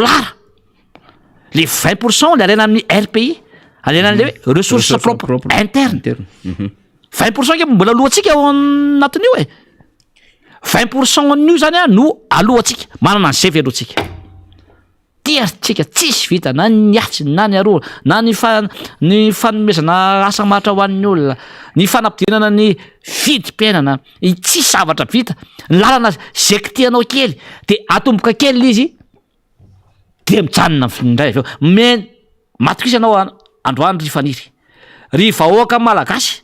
fa sahala amin'ny zavatra oeraoera isan'andro io atao io hoe anao lalam-pirenary ary io mbola tsy hanomboka vetivety zany raha hanomboka ny ora zareo de vitana kely fotsiny ny 5 kilometra 10 kilometra raha isy de hoe efa nanao nge zay de miahaka eo zany de larana salamin'ny mahazatra zay nataony zao fitondrana zao de ataovy ny estimation ana remboursement fa tsy vita tsy tavavero anatin'ny 15 ans zany io raha no elona fotsiny zao no ataontsika isa taona faniry raha nanao kakajikajy akandrana de ny anoelona zay azo eo zany de mety eo amin'ny 4 millions eo latsaka kely $2 no aloha zany ao anatin'izay isa taona io raha atao mensuel zany io na par mois de eo amin'ny 140 000 € no aloha zany ao anatin'izay raha atao isan'andro zany izy raha atao par mois zany izy de eo amin'ny 4 millions 200 mahery euro fa raha ohatra kosa atao isan'andro de 140 000 na 130 000 $2 eo zany no azo isan'andro zany hoe raha ataontsika ariary zany ny koty faniry de eo amin'ny 400 millions d'ariary eo zany isan'andro no tsy maintsy azo zany amerenana le vola be eo anatina 15 ans ina ho sika no amerana azy atao style na péage nge io rehefa autoroute salamaka any andafy reny na any Afrika efa karazana misy autoroute daholo fa etany tsy misy de péage no atao zany hoe rehefa mandeha amin'ny autoroute ianao de voasakany ianao de mandoa vola zany ianao andehanana an'le autoroute de atao vonikady hoe takina ohatrina ny tômôbila ray raha atao ke takina asa na 40 000 ariary na 50 000 ariary na 100 000 ariary isaky ny tômôbila ary makany tamatavy de misy tômôbila firy makany mivezivezy isan'andro de io sura ve fa azo 400 millions d'ariary isan'andro isika ao anatin'izany tena ohatrany hoe fanabadona izy ary misy zavatra miafina hafa ao ambadika eo ary zany tena saminy teny misy resaka bizinao sala amin'ny mahazatra ataon'ny fitondrana am'izao zavatra misy sao de misy zavatra fianinao inona le contrepartie hafa akoatran'io aza vao amin'ny vahoaka malagasy le izy aza vao izy hoe inona le izy de fantatry olona tsara le izy eo amin'ny 230 na 240 kilometra eo zany le izy raha sinao le lalana tao raha sinao péage inefatra ary io mbola tsy azonao zany vola be isan'andro zany nefa raha sinao péage akanao péage inefatra ary ny tômôbila ray isan'ny tômôbila akany faniry raha vita ary io alohan'ny olona mandeha amin'ny route nationale ihany de tangosanao ohatrinona amina million zany ny tômôbila ray miampy ny solika zay natao ke mila mandinika ho atsika zaho dia tsy contre mihitsy amin'ny fanamboarana lalana ny fotodrafitrasa ary zay ho ny itiavako ny filora varamana sy itiavan'ny vahoaka azy ny fijerevany any lalana sy ny tatsaha sy ny fanabeazana sy ny fahasalamana zay ny tena mahafa ny filora valamanana sy ny resaka asa na zosa daholo ny olona fa le zavatra atongavana am'le fanatirana le foto-drafitrasa misy zavatra matika tsy mazava amin'ny olona ao anatin'le izy ary le izy promesse foana no atao fa tsisy tanteraka ingely izy tsisy tanteraka de io de minoana nareo rehefa zavatra anao tahaka izao atsika de mieritreritra avy atao ary hoe faran'zaingana io hoe manomboka faran'zaingana ao zany raha andeha any amin'ny juin na juillet manomboka ohatra 2023 farano faran'zaingana mbola misy pose nefa tsy ho vita am'izany akory ny fetim-boana io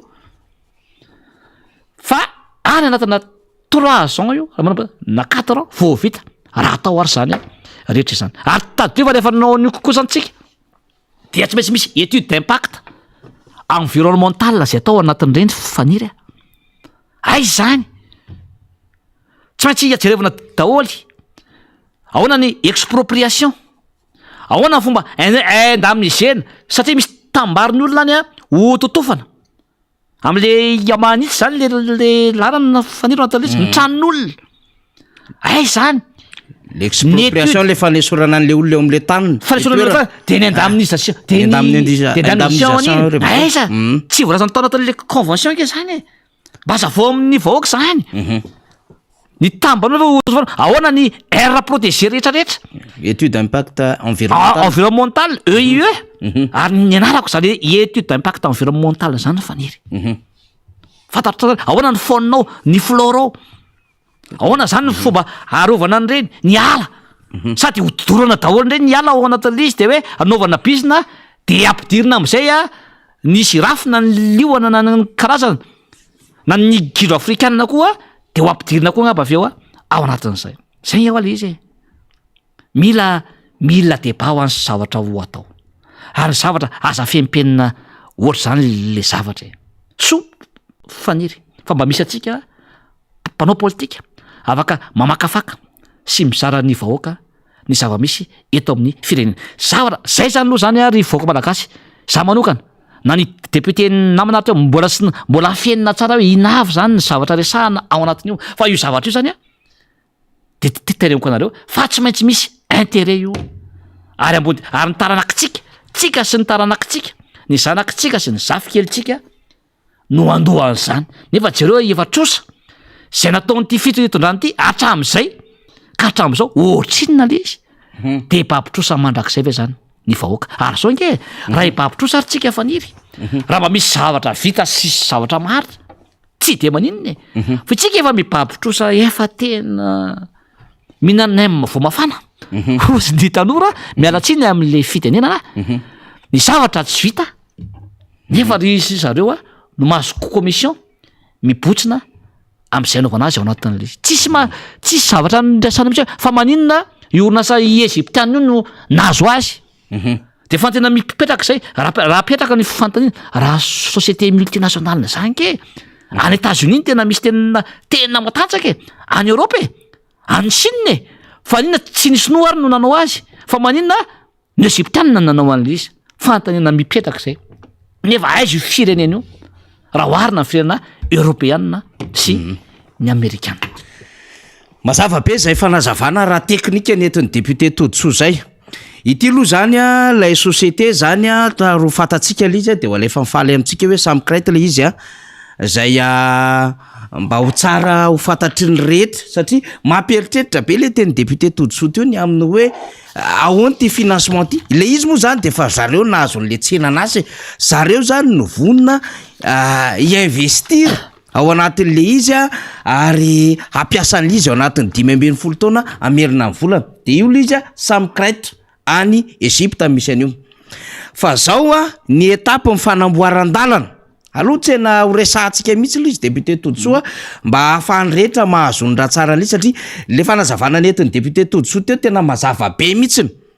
eo amiko eo amin'ny resaka pitsopitso ny ara-teknika fa ity tompoko de mazava be comment construire une autoroute ahoana ny fanamboarana autoroute de zao le izy étape izy de la construction d'une route voalohany tsy maintsy misy ny planification sy ny consultation publique atao de zany planification zany sy ny consultation publique zany hoe rehefa mieritreritra ianao fa anao autoroute zany dia misy ny fametrahana drafitra maro samihafa ary fakana ny hevi-bahoaka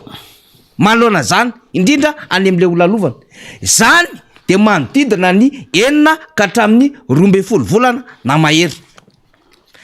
Rehefa avy eo miditra amin'ny etape faharoa le teny député Tojoa teo isika dia mandeha indray makany am'le hoe étude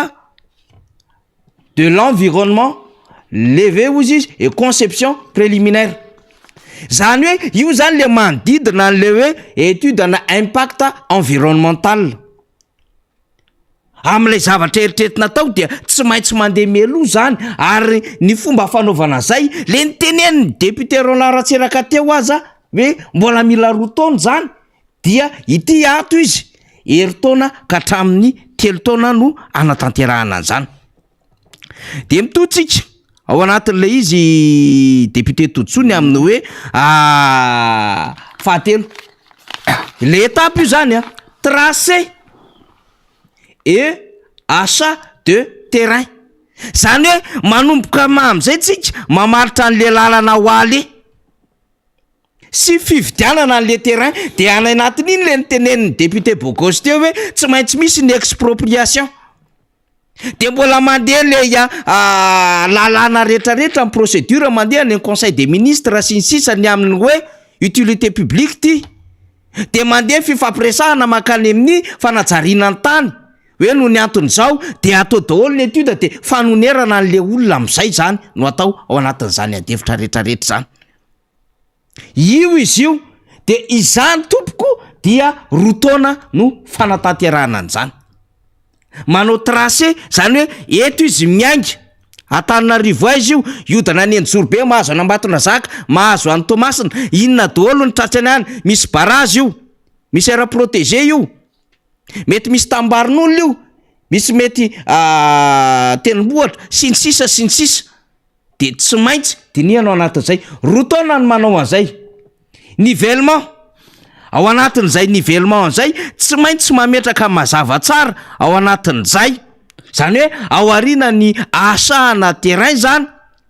dia ny fijerevana an'le hoe entrepreneur zay hiara-iasa zany hanao an'le construction de ametraka am'izay le sita isan-karazany satria nouvelle route no atao député Tojoa lalam-baovao nge ny atao hoe nouvelle construction no atao fa tsy hoe réfection na entretien de ametrapetraka am'izay le fitaovana samihafa hijerijery am'izay le endriky ny anaovana ny lalana samihafa de fahadimy ny ouvrage hirostateraka am'izay zany amin'ny fanamboarana azy de aty amin'ny fahenina efa fametrapetrahana am'izay anatratra an'le 2x2 voies zany hoe lalana roa ampitomboana roa zay no atao de misy ny signalisation ny éclairage sy ny sisa rehetrarehetra atongavana zay ka raha raisitsika le izy manomboka aty amin'ny étape voalohany tsika misy ka hatramin'ny 9 ka hatramin'ny 12 volana zany hoe herintaona de makato an'le étape faharoa raika hatramin'ny 3 taona fa en moyenne raisitsika le roa taona efa 3 taona zay raha le étape voalohany herintaona ka ampina an'le faharoa de miditra ato amin'le étape fahatelo tsika roa taona raha tambatsika le telo ampina roa ato amin'le étape fahatelo 10 taona zay de ato amin'le étape fahaefatra mbola misy roa taona indray de ndao ataotsika amin'le atsasany fotsiny le izy ohatra de efa 1 taona zay de tsy kotritsika am'izay no ouvrage sy lay étape fahaenina amin'le fanatanterahana an'le lalana mbola mila ny 10 taona ary ny teny député Roland Ratsiraka teo de hoe 10 km tsika moa tam'izany malaza no ny teny hoe 8 km ngely le rocade fa 3 taona nanamboarana azy tompoko ka raha ohatra 3 taona nanamboarana 8 km 4 taona zany nanamboarana an'ity ambily be voemara entretien tsy entretien natao fa efa fametrahana lalana zany hoe efa nisy lalana teo masaka fa niterasena le izy de rehefa niterasena le izy de nametraka kosy am'izay zany teo amboniny teo anatin'le resaka bitumage natao zany hoe fa hitanao lalambe mikodany iny le lalana fa zao niterasena le izy miaina kokonko ity nge vo hitatitra tany vo amakivaky lalany zay le karazana étude be sy ny tracé rehetrarehetra anatin'io iny 2019 taty amin'ny 2022 zany 3 taona iny satria lalana efa hita teo iny. Hatramin'izao ny lalana Ambotrimanjaka mbola misy tsy vita, mbola toizantsika ihany le izy. Lalana Batondrazaka 4 kilometatra eny atsimo, mbola amin'ny apahantsika izao, mbola hiditra amin'ny deuxième tranche amin'ny Banque mondiale. Ny RN13 mbola sarinady mibetsaka, le fahasoangefaly le sarina fitaovana samihafa ny RN13. Ka raha miresaka autoroute zany tsy varotana saka be loatra zany, akoatrin'le hoe financement mazava ty sa tsy mazava, de zao avoakantsika ary ohatrinona ny fanamboaran-dalana eto ambonin'ny tany. Ity tompoko ny fanamboaran-dalana eto ambonin'ny tany, ny kohany zany, ny vidiny de mazava tsara mihitsy ny tableau omentsika eto. Infrastructure de itsika zany tsy mandeha lavitra fa makato am'le nyresahana hoe 2x2. De raha hitan'ny faly le sarin'le makety naseho omaly zany hoe ty le lalana ho atao. Io le izy route nouvelle, lalam-baovao, vao hitatitra tany ianao zany, vao hikarakara ianao, vao angady ianao, vao ametraka ny semaine rehetrarehetra ianao, be da be ny zavatra ataonao an'izany, de ao anatin'le 2x2 voies. De misy route autoroute voie express, lalanaingana zany. 8 millions d'euros tompoko ny kohan'ny 1 kilometatra hors taxe. 8 millions d'euros. Za zany tsy hidina atsony, député Todsoa, araka le nitenen'ny député Roland Ratsiraka teo 2x3 voile ny eritreretinay tamin'ny fotoanandro. De ohatrinona ozy izy? Na ny didididina any amin'ny 3 milliards de dollars. Misy any amin'ny 2 milliards de dollars. De ity 2x2 voies 924 millions de dollars ali izy. De varina ihany ianao, ohatrinona zany ny kohan'ny 1 kilometre? 3 millions de dollars ave sa d'euros. Fa zao anefany tamin'ny 2015 verintsika faly amin'le anankiray farany. Samihafa ny kohan'ny lalana tompoko raha mandeha amina toerana samihafa. De mazava ty avoakantsika ty. Le coût de construction d'une autoroute est très élevé, tena midangana. En moyenne ozy izy 1 kilomètre coûte 6 millions d'euros. Tsy mifakaizany zavatra andresantsika teo. Ty 2015 ty en montagne zany any amin'ny tendrombohitra, ce chiffre explose. Ce chiffre explose. Tena enjana be zany 42 millions. De hitantsika io le lalana io, makaizavy io lalana rehetrarehetra io. De ahoana zany ity 924 millions de dollars ty député Todsoa. Teo aloha 3 milliards de dollars na 2,5 millions de dollars. 2 milliards 500 millions de dollars. Yala tsy indrindra. Fa maninona nisy aty 924 millions de dollars ty? Aiza le 20% le apport bénéficiaire atsika no alaina.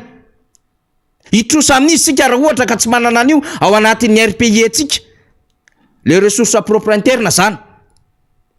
Zany mila mazava. Raha ohatra ka hoe io fotsiny nase vahoaka, fatatsika ny lalana rehetrarehetra iny tamin'ny nanaovana ny RN2 de samy nalaza tsara tamin'izany fotoanan'izany fa hoe nisy nahazo volamena tamin'ny tavoahangy mihitsy ny fanamboaran-dalana ny RN2 satria ao anatin'ny ceinture d'or eto ambonin'ny tany Madagasikara. Inona zany? Mety ho minina ao ambanin'io tany io. Sy mety misy ifandraisany amin'izany. Zany no mipetraka daholo zany. Inona no m'intéressé en Sam Crête, zany hoe la société égyptienne investir hanao an'ilay autoroute eto Madagasikara. De averitsika draba fa miezaka manaka-javatra ary mazava ny teny professeur Todsoa Andriamampandry teo ny amin'ny hoe ohatran'izao ny procédure de tokony zao ny lalana fa izy ty tsy salasalantsika mieritreritra fa mamofopofona financement parallèle le lafin-javatra député Todsoa. Tena nahazo tombony be misy faniry ny olona androany. Fa fanabeazana be da be no hoe tsika asianao androany. Ary tokony ratsika hafaliana zany satria mety zavatra be no azo nanareo androany na tsy voatery ingénieur ny BTP daholo ny olona na ho économiste na ho sociologue na zavatra anina na ho ampandrarah daholo amin'ny resaka be da be tsy fa tena hoe arena be ary tena hoe fampianarana be avolenta no metsika asianao androany fanira amin'izay fampahafantarana ny olona zay sy ny mpitondra hoe zonge ny zavatra tokony azo a zao ny procédure atao a ary zao ny zavatra tokony ho atao anatin'le izy ary mazava iny e raha consultation publique fotsiny ataonao tsy maintsy makiny fotiny anao anao autoroute amin'ny olona sy mijery ny zavatra rehetra nge zay tianao de efa ao anatina 6 mois na 1 an e anao étude na impact environnemental anao fara hafa kely 1 an sy 3 ans e anao étude d'impact ianao zany araka le anakely tsy vita moramora zany ary matoa anino atao le izy de fantatra hoe inona ny arenina kibony tany a ao anatin'izay samy mahay Madagasikara zay indrindra samy mahay ny arena zay misy tsika ary za manokana de ampanatretena fa ny arena misy a anatina faritra de efa fantatra daholy hoe ary tsy mandrefana inona ny arenao inona ny arena kibony tany ao inona zany no azo atao ao na ny sava ianao na aiza anao izay nge de efa nanomana ho mpitondra ary ny mpitondra de tokony alalan'izany fa zao zareo vao malala de taitra de mandeha le resaka bizina ao azo-tsaina de mamorona ny zavatra rehetra atao zao zany ao anatin'le mahasadakatra kely anapiko farany any teo fa nefa mahazazava angamba niny hoe fampianarana ny olona am'le hoe ahoana fanaovana autoroute a ary inona zany a ny karazana procédure zay tokony atao amin'ny sehatra tahaka izao de zao nahagagamaly faniry fa nakaiza ny misitry ny toekarena sy ny finance tao ihany izy fa tsy nanosiny alefa efa nampianariko teto zany efa resatsika teto zany fa naninona izy mipetraka fa naninona ny tsy nanao siny fa amina convention ohatra reny na convention io na contrat io amina financement tokony misitry ny finance no manao siniany point d'interrogation voalohan'izay nisitry ny travaux publics nanao sinian'le izy tatsika zao fa ohatra zareo de re folo mitrangana zao efa critique atsika zao zao fomba ara-diplomatika ohatra zao nke tsy mety fa tena fa fahambaraka zany zao ao anatin'izay zay zany a fantaniana mila valiny zareo le izy fa io vao resaka financement resa-bola tsy maintsy ny ministry ny finance aloha no eo manao sonia azy zay natao ke misy zavatra hafahafa amatiko ty zavatra ty ary fantenina mipetraka zany zay akoatran'zao iny le teny antsika teo fandiry fa ray minitra fotsiny voanao an'le étude tsika zany mbola misy any amin'ny 4 taona na 5 taona vao tokony hanomboka fa rehefa hanomboka io koa nge tsika de tsy hoe anao an'le lalana fotsiny fa jereo misy olona trano nge ika manodidina neny fa iny tsy maintsy asiana fefy tsy maintsy asiana grillage tady teo izay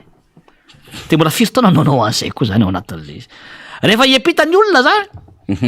de ahoana de tsy maintsy atao sany amin'ny any Afrika io zany tsy maintsy asiana lanona zany ambon'le izy de aiza langano zavatra nefa ianao oeraoera fa ho vita tsy ho ela zany sy zavatra reny zavatra reny sy le kabary natao teny amin'ny forum reny natao hoe fampandrina jisa fampanantenana pokaty atao an'ny vahoaka malagasy zao fotsiny zany tenatena amin'ny tika vahoaka raha miteny an'ireny izy de te andresy lahatra hoe zay nge miasa mahita an'zao fa zao résultat ihany vahoaka ka jerena hoe manahoana ny fiainanao am'izao jereva ny fiainanao ao atokantranonao ny voatra venao manahoana ny farim-piainanao am'izao fotoan'izao ny ofatranonao ve zakanao ty délestage tapaka lavo ty ve ny délestage zao nyresana hoe amin'ny 2026 2027 ndray hony 2028 korony délestage ndray nefa izy tamin'ny voateo tamin'ny 2018 2019 de hoe 6 mois ihany de afaka le délestage jerevo le vahoaka zakanao ve ny vidim-piainana am'izao fotoana zao miakatra manana asa maritra vivenao lalana zay jerevanao mba mianatra tsara ve ny zanakao ahoana ny tepitepinao ny insécurité de tsara ao am'izay ny mpampano politika sy ny mpitondra fa raha ozy ianao hoe tena mbo tena anisany mbo tena sahirana am'izao tena tsy manana tahiry mijaly ara-pahasalamana fa efa mivety midangana de tsotra asa mifidy ty azo tsony fa raha ohatra kokosa ianao miteny hoe asa laminy any paradisa am'izao miadana de toetsy ny lalana zany fidio izy anatin'le izy efa taona sy tapany efa ho efa taona sy tapany zao tsy navita ianao fa manina anao nefa efa ho tapitra ny mandanao vo hoe anao an'zao zay anao an'zao zay zay natao hoe résultat ny fiainanao jerena aza manaiky tsony rebireben'ny mpitondra sy mpanao politika tsika fantatra ny hitondrany hatramin'ny tetatra mita ka hatramin'izao zany zany mba tiako omena ny vahoaka androany zay fanabeazana sy fampatarana mena sy fanira androany ary ena be ho atsika ary zay zany a aza osodoka anao eraoera sy teny hoe hoahoaho so nareo fa jerefo hoe manahoana ny tia ny fiainako ahoana zao a nanahoana ny fiainako teo aloha tamin'ny fitondrany folola valomanana de manaova fampitana de jerefo ny fiainanao a de zay no itsaranao ny mpitondra fa zany resabe a mandidina no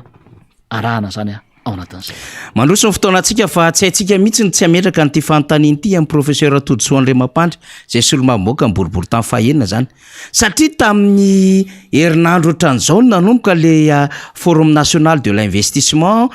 pour l'émergence de Madagascar député Todso forum national moa izy zany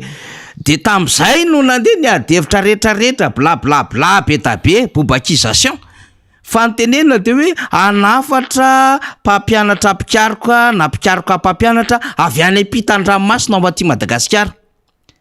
anafatra biby zany hoe hanamora ny fampiasan'ireo mpandraharaha zay lina amin'ny resaka fizahatany eto Madagasikara ka hofoanana ny aba ho alainy am'ireo biby ho ampidirina eto de naka ohatra ny girafe ny zebra ny elefanta hitondra fiaramanidina amin'ny Hermad zay lasa Madagascar Airlines ankehitriny mbola misavoritaka be io satria ministra teny ambolohany tsy nanaiky an'io Madagascar Airlines io de fiaramanidina roa izay hanokatra hôtel 5 étoiles amina site roapolo eto Madagascar bobakisation ny ao ary tsy vitany eo nampanarahana zany am'izao tsika miteny zao migreve mpanao lavanilina tsy manaiky an'le CNV tamin'ny fakomaly mitezitra mivaoaka ny mery tsy atosika tsy maintsy tsy manaiky alana am'le tany eny tsy mahabe omby 340 hectares anaovana an'lay projet tanamasoandro tsy hita fototra ny any Bamangoka menimenina ny vahoaka any sy ny ben'ny tanàna am'izao tsika miteny zao loza manaraka ny arabe mahazo an'le fitondram-panjakana député Todso mba te antany fijerinao mpampianatra mpikarika ianao am'ty resaka safari ity am'ty resaka anafatra mpampianatra avy any ivelana hoeto Madagasikara ity ya misotranao faniry marina fa tamin'ity herinandro ty a enao manokana sy nisy ombaboaka namatety efa nanazavanyzay ihany fa miandro ny olona hoe ahoana mba hevitro de ho fitiniko le izy hoe reny dia fanambanina ny vahoaka malagasy amampampianatra mpikaroka ana dia manivaiva any mpampianatra sy nianatra zany a zay mba manabe ny tantaranakitsika ny zavatra tahaka ireny ary tena mahasorena satria ny karahaman'ireny olo reny ohatrinona nefa eto ary tsy voalohanao ny heure complémentaire ny ampampianatra mpikaroka ny mpianatra zay mitsangana fa efa be loatra de mitsangana manoratra ny fotodrafitrasana zany tsy jerevanao ny mpampianatra ny vacation ny subvention tsy voalohanao ny karamana maître fram 30 000 ariary 50 000 ariary isam-bolana no azo an'ireny misy firy amanarivony amanaly tsy jerevanao fa de sahanao ve no miteny hoe firy anafatra mpampianatra any États-Unis any Europe ianao ohatrina ny karaman'ireny ny karaman'ny olona ray reny ke raha atao zany koa raha instituteur fotsiny anao fandiry no mampianatra anazy eo amin'ny 1200 1300 euro instituteur tsotro tsotra any andafy na ny France andraisantsika zany hoe eo mandray eo amin'ny 6 millions d'ariary eo zany vao maika professeur université zany no alefanao aty de ohatrinona zany de manana raha manana an'izany ve ianao tsy alao ny rafitra ny fampianarana reo mpampianatra reo no hofanina reo no motivena mpampianatra ny amin'ny EPP ny CEG ny lycée ny université de atsaraina le izy de amboarina le système éducatif eto Madagasikara de ny formation natotopetsaka am'izao fotoana zao nge tsy misy faniry ary reo mpampianatra pikarako reo nge teneniko anao manana lenta international daholo nge reo zay nge ry faniry reo mpampianatra reo atsona miatso mampianatra any Europa any États-Unis aiza na aiza betsaka zany manao conférence any ivelany maro zany no mitika fa mahay ny mpampianatra eto Madagasikara fa le tsy fahamezan'ny mpitondra lanja azy tsy mena asana tsy mena lanja firy ny fikarohana nataon'ny mpampianatra teto amin'ny université any amin'ireny centre de recherche karazan'ireny fa izao faniry de misetrika fotsiny any ambany latabatry ny mpitondra nefa matoa mandroso ny firenena ny anankiray de tokony hiara-asa nge zany hoe ny fikarohana sy ny fampandrosoana recherche développement avy amin'ny fikarohan'ny mpikaroka sy ny mpampianatra any amin'ny université nge no ho tanterahan'ny mpitondra le fikarohana ataony iny de manatanteraka ny mpitondra ao anatin'izay fa eto zany de zay le tsy famezana asina ny mpampianatra zany sy ny fampianarana amin'ny ankapobeny no orana eto Madagasikara reny zany de fanaovana tsinitsininy reny ary tsy mety ny zavatra tahaka reny manana vola ihany kay andefasana avion aty sy anakaramany reny maninona na ny eto no atsaraina ny fampianarana eto no atsaraina gamotivena tsara reo mpampianatra rehetra zay mpikarakara ny mpandrara rehetra amin'ny resaka fampianarana hatrany amin'ny EPP, CEG, lycée, université ny mpampianatra privé tsy mena lanja tsy mena asiny ny subvention mena ny école privé tsy mandeha amin'ny zélony de sanao ve ny teny ao anatin'izao nga mifadongavan'ireny eto de ampianatra ny zaza malagasy de mahay de mino venao fa mahay tonga de mahay isy miracle ao anatin'izany ary iza no mitenanao koa fa tsy mahay ny zaza mahita malagasy fa io le rafitra mihitsy le système économique mihitsy rehefa mianatra ny zanakitsika mahazo licence mahazo master de tsy miasa tsy mita asa satria tsy misy zay fa resandraikitra ny mpitondro zay ho fanamorana ny asa tsisy nyfanampianany tanora amin'ny sehatry ny asa de lasa somera mipetraka ao anatin'izy nefa manam-pahaizana ny tanora malagasy ny zaza malagasy ao anatin'izay jerevy nge fa raha misy zanakitsika tsy faniry mianatra ny ivelany fa tena mirarakiv nge ny avasafany ire any Canada, France na ny Allemagne États-Unis any Japon any Chine mahiratra ny zaza malagasy de midika fiainao fa tsy maninona ny tena mazory mihitsy ny mpianatra ao anatin'izay ka zay ny titenako anao olona ny ivelany ve tsy mahalala ny réalité ny zava-misy eto Madagasikara ny développement eto de hoentinao any ve aty izy de hoe inona no mampianatra ny zaza malagasy za kory tsy misakana ny siny hoe coopération ao anatin'izay de ny miaramiasa fifanankalozan-kevitra no atao anatin'ireny karazana hoe misy conférence débat atao amina mpampianatra sy ny mpianatra ao anatin'izay fa raha hoe tena iny no mampianatra de fanaovana tsinitsinina zany de ho ahidika daholo zany ny mpampianatra rehetra eto Madagasikara eto zany de tiana hidika ny intellectuel faniry satria mahiratra mahafantatra mahay mianticiper ny zavatra ataony zareo de matahotra ary zareo hoe itsika voametsika de ho ahidika ny intellectuel zany sy ny politicien zay manohatra any zareo ao anatin'izay sara amin'ny ataontsika senao teo vao maly no nitranga ny zavatra ataony de tsy zakany zareo ke zao ataontsika senao zao tonga de ny anticiper tsika tonga de ny démontretsika senao ara teknika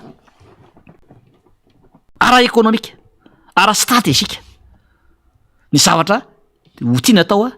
sy le procédure rehetra zany zay nanaovany any le izy de tsy tiany tso zany isy gasy atakatra zany de hopadona ny fianarana ny fampianarana eto Madagasikara ny faharo de asiko resaka kely koa le resanao le resaka tourisme safari ty zany le Big Five hoe afarana de sady mampimely izy ampiditra mpanjara anafatra de anamora ny fampidirana ny éléphant ny zèbre ny girafy ory zareo eto nge tsika manana espèce endémique be da be ny gasy ary tsika raha resaka fauna sy flora zany itsika mana biodiversité nisan'ny tsara indrindra eraka zao tontolo zao maninana ny itsika no atsaraina kolokoloana de ny insécurité atao tsara ho an'ireo touriste reo de mahazo tourisme de masika atsika ao anatin'izany e fa tsy ny fisian'ny elefanta sy ny zira ory zareo raha ijeran'izany ny olona tsy tsara ny olona mijery any Keniany any Tanzania any amin'ny firenena afrikanina hafa reny efa manana fotodrafitrasa mahomby ao anatin'izany itsika eto manana makitsika eto ry faniry manana initsika eto ny tokony hatsaraina de tsy na fotodrafitrasa tsara fa za samy te fa tsisy tsara noho ny Madagasikara zany resaka biodiversité fa nitsika ny aire protégé atsika reny ny tokony arovana tsara de ampitomboana ny vola hoentina manatsara an'ireny mafapo eto manafapo ny avaza eto ny arena zay misy eto fa nitsika de faranina dorana ndray zany izy am'izao fotoana zao erika zany de mahampantantena ka zao samy faniry hoe satria engany mba ho ratsy saina arikany mba ho ratsy ny saiko fa ny fanadonana n'le ala io zany kay sy fanampitena ny ala jajavaboary de eritreretina ho asiana paraka ve kay anasiana n'le biby avy any ivelany kay ve eto de mino venona anareo elefanta toto eto zany mba fantatro hoe zany ry faniry hoe ny sakafo nohanina elefanta zany nge ry faniry tena fisirikoloana na ny bozaka tatao am'zany e mba fantatra zareo ve zany fa tsika hoa aza manao laram-pahamena ve zany aza manao akinanga zany ve mamaky any vahoaka eto hoe te hijery elefanta raha ny vahoaka iny zany na ny girafy ny anko an'ny olona zao no mamaky azy ny asa marotra ho anazy ny siny ny asa ho anazy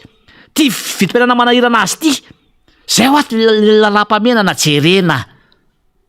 fa tsiritsirana iny malagasy zany ataovy ny sondage e mbola tsy hainareo ve lalam-pahamena hatramin'izao efa tapotra ny mandahanareo e zany téléphérique zany mbola tsy lalam-pahamehana zany inona raha iny vahoaka am'izany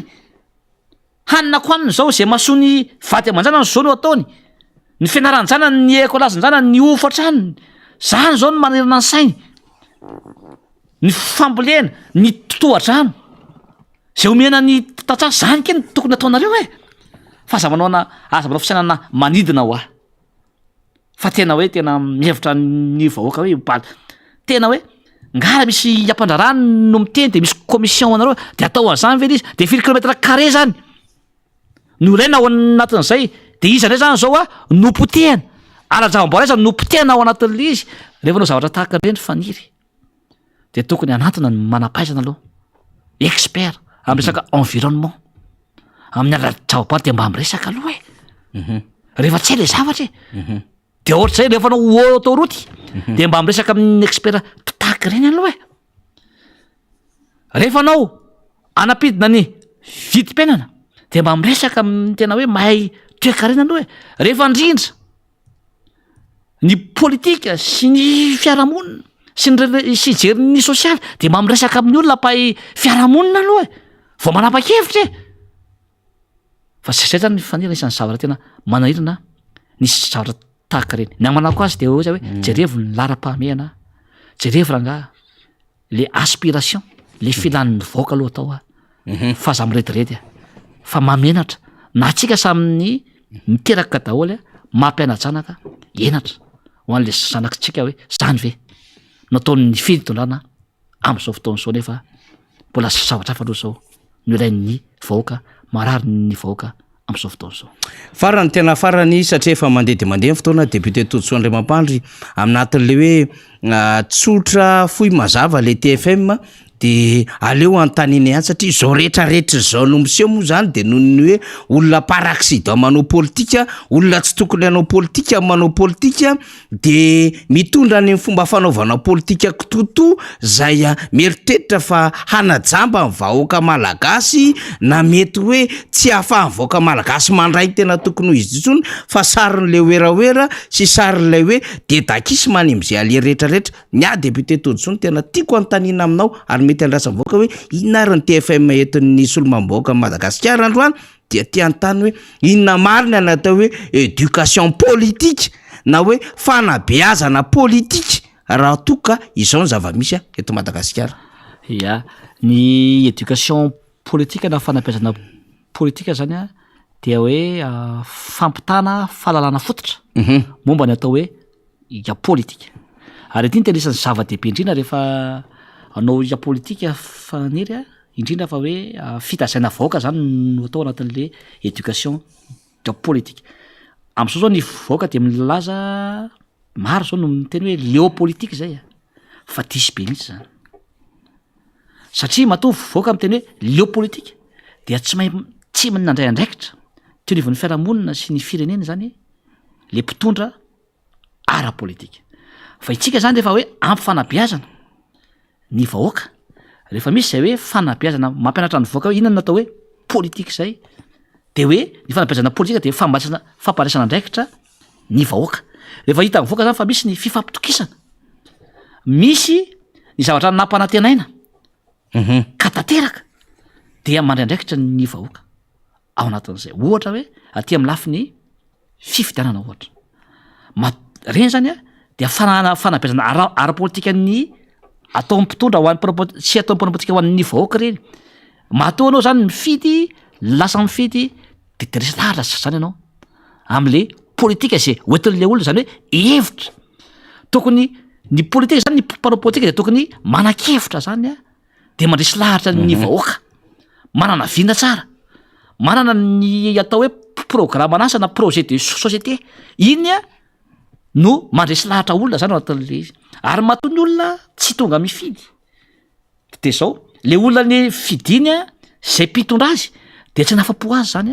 le zavatra nataony tao anatin'izay. Zany zany anisan'ny hoe fanabeazana politika. Rehefa tsy afapo anao tam'le mpitondra zay nataonao tao de zao izy ny tsika navita fa misy mpanao politika hafa inkeo akoatranazy mety havita ary tokony havita zany fa tsy anao teo am'le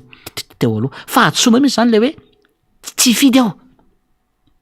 fa tena hoe leo an'le mpitondra am'izao le mpitondra am'izao ny makaleo anao fa misy mpanao politika hafa ao zay afaka anatsara zay mana-kevitra hitondra anao any amin'ny masoa anao sy ny ankoranao. Ny fanabeazana ara-politika zany de hoe fampandraisana andraikitra ny olona tsy amin'ny fifidianana iny io fa amin'ny andraikitra rehetra any amin'ny fiarahamonina io. Raha ohatra misy olona marary ao amin'ny fiarahamonina zay misy anao ka raha misy ny azo atao de manoro-hevitra ianao hoe ary misy dokotera mahay zay de efa zava-dehibe zany mitondra koa anao hoe mahanampy an'le olona ianao hoe ity ma misy iafanafody anapinina an'le olona fa andraisana andraikitra daholo zany. Misy ny tambarinao, re misy ny tambariny hafa ohatra tsy tafiditra ny rano ka ny anao ny keka misy rano de manampy n'le olona anao hoe ahoana no ataonao mba hidirany rano am'le olona ao akaiky anao zany mba amokatra le vary ao anatin'le izy. Zay zany anisany ilaina zay hoe fifanampiana sy fifampitokisana am'le hoe fanabeazana politika zany. Io zany dia miainga amin'ny mpanao politika ary io tsy mpanao politika rery no manabe politika fa manana anjara be am'zany ny fiarahamonim-pirenena ny société civile. Matoa zany ny olona misy miteny hoe leo politika de fiarahamonim-pirenena koa tsy manao ny asany satria tokony anabe vahoaka ny fiarahamonim-pirenena zany na ny société civile. Fa ny akabetrano société civile eto Madagasikara zao de manao politika mihitady tseza daholy de tsy mitazona izy amin'ny maha société civile azy. Zay zany anisany. Eo ihany koa manana anjara amina atao hoe éducation politika ny hainao manjery faniry, ny mpanao gazety, ny télé, ny radio, ny gazety. Zao ataontsika zao dia anisany hoe fanabeazana politika. Ny hainao manjery zany de rehefa hoe tsy mitazona amina gampanabe azy izy fa manaratsy, mandainga, milaza ny vaovao tsy marina. Reny zany dia anisany manimba ny fanabeazana azon'ny vahoaka de manjary miteraka fahakiviana ho an'ny olona zany. Lasa tsy pitaisa zany le hainao manjery zany ao anatin'izay na antsoratra io na télé io na radio zany io ao anatin'izay. Ka io zany dia manana andraikitra be da be mihitsy ny mpitondra ary ny firenena mihitsy ny mpitondra zany zao de tokony anana ohatra hoe fondation ananankiray na université any Allemagne zao fanira de misy hoe université mihitsy ho an'ny vahoaka am resaka politika de misy koa zao ny any Allemagne ny atao hoe fondation ray lehibe FES dia manofana am'izay hoe fanabeazana ara-politika ny olona zay. Ny fanabeazana ara-politika ny olona zany de ahafahan'ny olona mampisy lanja le sotoavina demokratika zany a eo amin'ny olona. Ahafahan'ny olona zany a mijery sy mamakafaka ny fizotry ny hevitry ny mpitondra na mpanao politika na mpanohatra io a na mitondra fananjakana de mampianatra ny olona zany hoe miéclairer manazava ny sain'ny olona zany hoe vao miteny a ny filoham-pirenena ray na ny solomavamboaka na ministra na ny premier ministre na ny ben'ny tanàna de afaka mamakafaka zany ny olona anankiray. Izay fanabeazana zay zany a de ny fotony mihitsy ny tokony isany zay hoe fanabeazana ny olona mba olombanina zany a ny olona anankiray mba ho lasa citoyen responsable na hoe olom-pirenena tompona ndraiky ary zao mahafa ny team zao de misy fanofanana mena ny jeune team na mpiambana ao amin'ny team amin'ny resaka an'izany hoe politique zany éducation politique zany ny éducation politique zay zany a de mampisy aminao am'le hoe intégrité na le fidélité ao anatin'le antoko anankiray de izay zany no asehonao amin'ny olona hoe inona le vinanareo, inona le fomba fijerinareo, inona no foto-kevitrareo, ny idéologie anareo amin'ny resaka social, toe-karena, ka politika, amin'ny fanaovan-dalana, ny angovo de reny zany a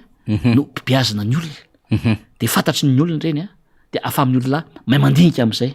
ny fisotra ny raharaha ny fiarahamonina sy ny firenena. Fa ny fanabeazana zany a de tsy an'ny mpanao politika rery fa manana andraikitra ny mpanao politika zany a anabe ny olona ary te hisy ny fifampitokisana zany a am'izao fotoana izao dia tokony ny olom-boafidy reny na ny olom-boatendry dia tokony misy le atao hoe redevabilité sociale zany a fanira na hoe tamberina andraikitra zay tokony ny olona voafidy sy olom-boatendry mba omenan'ny vahoaka. Fa matoa ny vahoaka am'izao a miravoravo tanana amin'ny fiarahamonina zay misy azy tsy mifanampy. Matoa ny vahoaka migonongonona ka malahelo dia tsy mandray ny andraikitra aloha ny mpitondra fanjakana zay tokony anabe voalohany a ny vahoaka ary eo koa ny ankamaroan'ny mpanao politika zay tsy mitaiza ny vahoaka ary eo koa zany a araka ny voalazako teo a tokony mijery tsy mitanila ny fiarahamonina pirenena sy ny hainao manjery rehetrarehetra. Ka fiany raha tiatsika zany hoe isy malagasy vanina, raha tiatsika androso ny firenetsika dia tsy maintsy rehefa milamina ny politika, rehefa misy natao hoe stabilité politika zany a dia zay vao tokony isy ny atao hoe stabilité économique sy ny stabilité sociale ao anatin'ny fiarahamonina sy ny firenena anankiray. Eny ary de misaotra ny solombamboaka ny Madagasikara tsika député Toditsoa Andriamampandry niaraka tamintsika naritraritra misy député tsy de mahazatra ny député le lava be ohatrin'iny ary raha ny tokony izy mbola monjy fampianarana zavatra hafa kanefa de misy adevitra tsy maintsy nitondrana fanazavana lavalava androany ny ara-dalana tamintsika de mihintsika fa betsaka ny voaray tao anatin'izay fanazava-kevitra nentin'ny solombamboaka hoy sady professeur mpampianatra mpikaloka mpampianatra Toditsoa Andriamampandry etsy amin'ny boribory tamin'ny fahenina fa de ametra-beloma indray zany tsika de misaotra anao maniry ny tafahoana aminao indray amin'ny zo mahery indray député Toditsoa. Eny ary dia mbola fiverika any hoe tena nahaliana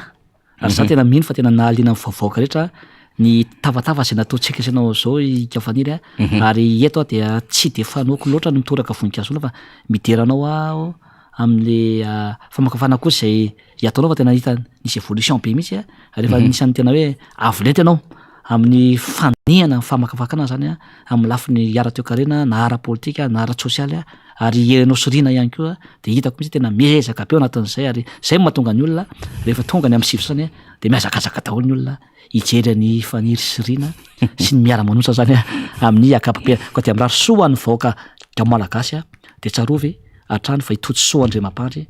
dia vahoaka foana aloha nojereny ary za dia ao an-damosinareo foana miaro anareo foana aho ary mitondra ny sosikevitra rehetra foana asosa tsara ny vahoaka sy ny firenetsika ary raha misy azony ny tanako atao a sy ny fafavako atao sy ny molotra atao a de omeko anareo ampitiavana taolo zany misaotra tompolahy makasitraka tompovavy eny ary de velompisaorana ny solombamboaka toditsoandriamampanitsika de amaky anreto soratsoratra zay voaray tao anatin'ny laharan-taribitsika am'izao fotoana izao a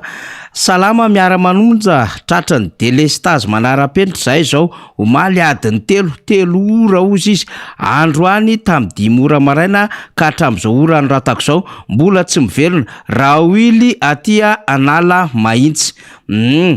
salama vare tsy tokony iadikevitra mihitsy ny hoe nomezana zopirenena malagasy ho an'ny vahiny omeo zany nge izy sanatry dia ho hitanao ny vokany ianao ary izy tsy manana raso averiko tsara indrindra fa ny karana omeo zany nge izy sanatry asiny fonotely izy de ho hitanao ny vokany ianao ary izy tsy manana ozy izy manao tsy fanao maika fa omeny indray mba fantatrao ve zay ny avany am'ty namana anankiray ity zany salame zahay ranga tena mivavaka mba ho tafaveriny eo amin'ny fitondrano dada Larisa Manjakaray zanaky ny distrika amin'ny Betafo Ambohi Masina ihany de miarabany Larisa zany salama IBS mila mailo fa misy antokona kandida mpiasan'olona 7 manoana azy ireo délégué de candidat 5 kosa tsy hita mandritry ny fandatsaham-bato safafa be koa zany soratra zany fa de vakiko arak'izay fotsiny lolo izy eny raha fesina de hoe mila mailo zany tianao ampitaina fa aloha mba atao maritra tsara ny zavatra soratana afaka daholo mpanao kidnapping zany teo anivon'ny fitsarana ty amin'ny faritra Ambatondrazaka de resahany atso ifanja zany nanoratra an'izay akory aby isike ary mba ahoana zay malagasy aty ivelany mikasika ny fifidianana amin'ny taona 2024 efa nisy disposition no raisin'ny rafanjakana ve mikasika anay misaotra raha velo salama ozy izy Josefa Di Zefakely any Marseille toizatsika any soratsoratra concertation nationale mamale zany eny concertation nationale irina mamale zay miaraba ny mpanetana sy ny mpanaraka ny MBS sy ny radio Mada tena aloha zany fa atramin'ny omaly ariva tamy 5 sasany jiro tety amin'ny faritra Ampasapito ety no tapaka ny jiro ka de mbola tsisy toy izy dikan'izay zany tapaka le mesazinao amaranatsika an'izy am'ty soratsoratra faranty de misaotra anareo miara-manonja MBS radio Mada député Toditsoa faniry tamy fanazava-kevitra fa kay sakabelo ity autoroute ity makasitraka de maherezatrany isika malagasy rehetra zany sotra betsaka tompoko amin'ny soratsoratra zay nalefatsika tato anatin'ny laharany 03412 90240 tamin'ny fifandraisana amin'ny miara-manonja MBS radio Mada 03412 90240 araky ny efa fantatsika zany ny tiako resahana kely fotsiny rehefa anatin'ny fandarina de raha mety amintsika aza miantso fa ny afatra no apetraka zany fa zao misy zava-doza matsiravina zany tao anatin'ny andro maromaro mihitsiny zany riny fa hatramin'ny omaly androany mitoy ity fanafiana cash point ity omaly tery ambodin'ny sotra de rempianakaviana no nitafiana tamina cash point niaraka ny zanany izao ndray dia mpianaka mpanao cash point no niara voatsindronantsy omaly mbola voatsindronantsy matsy tsy sadrany le ranga tamin'ny lalana avy any Ambotsarahatelo mivoaka ny tamenakely iny apitatafika androany maraina nitrangany zany de nientana avy atrano izy tany amin'ny hôpitaly kosa lazany vava no niratra mafy nahazo azy fantatra fa nandrosotra tamin'ny motor jola rehefa vita nataony mbola tsy fantatra kosa zay lasany omaly 200 000 ariary voaingana nahitana fanafiana cash point tena kerana teny riny naiza fanafiana tsy fakahitana cash point akoatry ny fanafiana tokantran'olona sy famonoan'olona izany nefa situation misy eto Madagasikara ary efa navoakantsika teto le taux de criminalité le insécurité grave be eto Madagasikara fa lojany le tompon'andraikitra manao politique indrindrandrindra eo anivo le fitandrona ny filaminana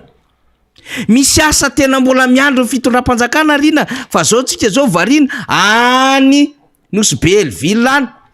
resaka parc solaire 1 mégawatt no niazakazahana filoham-pirenena lalana 420 kilometatra zay tokony misy ministra eo zay atia madiro kely ety ny atia fasaina ty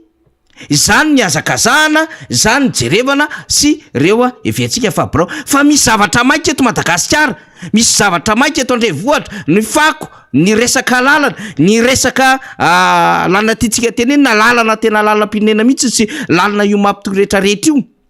zay avokavoko ny toe-kareniny Madagasikara ny insécurité tsy fakahitana ny fitokoana ny etseroa ataony Bamangoko any am'izao fotoana zao ny resaka lavalila satria mivoaka tany conseil des ministres le hoe mandeha am'izay ny exportation na vanille préparé tesitra ny olona any am'izao fotoana zao any avaratrany miresaka momba le hoe foany any io CNV io conseil national de la vanille hitatsika am'sary io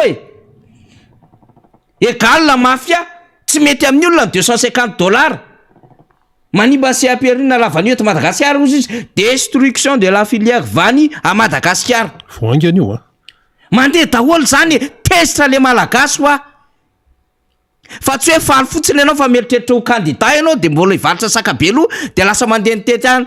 amina tanàna samihafa teneny rehefa te hanao vakansy any Nosy be Elville fotsiny nareo migaspille le volam-panjakana misy ministre en travaux publics any tokony hanao fitokanana kely 24 km pavé kely sy ny sisa misy ministre ny angova ao tokony hanao an'izany fitokanana parc solaire 1 mégawatt zany manina tsy ahetsika zany fa mbola misy zavatra marobe tokony ho sainy le filohan'ny repoblika tokony hipetraka eto an-tanàna fa tsy nde higaspillena volam-panjakana satria ny déplacement entrindreny miaraka ny délégation na miaraka aminy tahaka ny nale tany Sambava tahaka ny tany Dekosisisy iza ny délégation na tsy tonga tany hatramin'ny tany Egypte ange ny délégation na teo anivon'ny ministère en travaux publics nentina tany daholo zao misy mikonkonina ho an'ny Egypte COP 27 entina daholo zay olona rehetrarehetra zao volam-panjakana tsy toko tsy foroana ny lany nefa eto sahirana ny vahoaka mitady vola mikaroka vola mitako ny volana tsy fantatry le fanjakana hoe misy asa goavana miandry fa efa tena any posy mihitsy le vahoaka malagasy tena hoe tsamba le masony ve ny eritreretany azy na hoe efa tsy afaka mikofoka tsony de ataony am'izay tiany anaovana azy de re zao resahantsika hoe insécurité tsy fakahitana amin'ny andro maraimbe hivezivezen'ny olona eny ampovoana arabe amin'ny andro atoandro be nanahary mitatao vovonana zany ny fanafiany jolahy tsy hoe amin'ny andro alina tsony de verina miteny député Tsotso tsaroko tsara ny Tiabary tamin'ny redynamisation ny député Rastan teny amin'ny 2e arrondissement hoe velona le olona mitaitaina maraina atoandro arivo maty any am-pasana mbola misy maka ny voamasina akoatry ny misy maka ny voamasiny lasa ny tolapaty akoatry ny tolapaty mbola misy manombotra ihany zay mety firavaka tavaverina am'le olona any zany zava-misy eto Madagasikara fa tena mba ilao fieverana alizy fa marina fa mamy be le fahefana eo an-taninareo sy le vola sy le arena rehetrarehetra azonareo fa mba hisaino any le vahoaka malagasy hoy naly zay avy any Njorobe hisainy le vahoaka malagasy fa miteny ny raha andreo razan'ireo ary misaina malagasy fa tsy hoe tsy misaina fa amin'ny fotoana zay ahafahany miteny amin'ny fotoana zay ahafahany mietsika tena sarotra aminareo ny ametrahana ny tongotra amin'izany fotoana zany reny daoara iny ary mampisaintsaina taona zany zavatra zany ary ny mbi ao an-tsaina avy hatrany de ny hoe eto amin'ity fireneny ity ve zany inona marina ny tena atao hoe fitiavatany razana verina ndray zay inona marina ny tena atao hoe fitiavatany razana raha ohatra ve zany ny fitondrana ka anao autoroute de zay ve zany no antsoina hoe fitiavatany razana raha ohatra ka nanao fanarahana amin'ny Rothschild izay ve zany no atao hoe fitiavatany razana raha ohatra ka omena ny privé ny fanaovana ny resaka kara-panondro fitiavatany razana ve zany raha ohatra ka tsy hoe raha ohatra fa elizy moa zany efa hanisy natao ny resaka hoe kianja manara-penitra etsero ohatra ny ao Mahamasina sy ny sisa zany ve natao hoe fitiavan-tany-drazana zay le izy de mandeha ihany le fanontaniana be dehibe miteny ny fanjakana hoe anao an'ry anao an'ty Paris inona koa ty anankiray ty Miami sy ny sisa de zao autoroute zavatra be dehibe ampanantenaina ny olona de efa andeha ny asa alohan'ny faran'ny taona raha resaka autoroute zany miaraka amin'ny société égyptienne sy ny sisa mieno zany le olona mieno fa ny zavatra iainany dia ny eo ihany ary tsy vitany ny eo ihany fa mihamihotsaka hatrany am'izao fotoan'izao anefa de mazava tsara fa tena lara-pahamehana daholo ny zavatra rehetrarehetra ny fanjakana zany zao de hoe io autorité io tsy maintsy atao io zay rehefa miteny de tsy maintsy mamitsy zay eny raha zay ny fahitanareo azy eo amin'ny hoe eritreretina hoe amin'ny fampandroana de zay zany fa zao manahoana le vahoakanao etsekaketsy mitsara masony zany de andeha zany zao ny camion be de andeha ny gru be de andeha daholo ty fitaovana isan-karazany ty hoe anao autoroute ony zany hoe mampitohy Antananarivo sy Toamasina de vetivety kely adiny roa sasany de tonga de tsy lalana lava be tsony fa tonga de 500 kilometatra zay fotsiny diavina de tonga any Toamasina na hoe avy any Toamasina mankaty Antananarivo zay le izy zavatra manaitaitra zavatra atao hoe istomana ny maso zany resaka autoroute zany aloha raha ny resaka tantara efa ela no nresahana zany somary verina mihitsy tsika fa nisy fitondrana ane tany aloha sady anio anniversaire ny amiral Didier Ratsiraka efa nahenao zany zahay isika rehetrarehetra moa zany mbola kelikely tam'zany nahenao ny amiral Didier Ratsiraka hoe autoroute Antananarivo Toamasina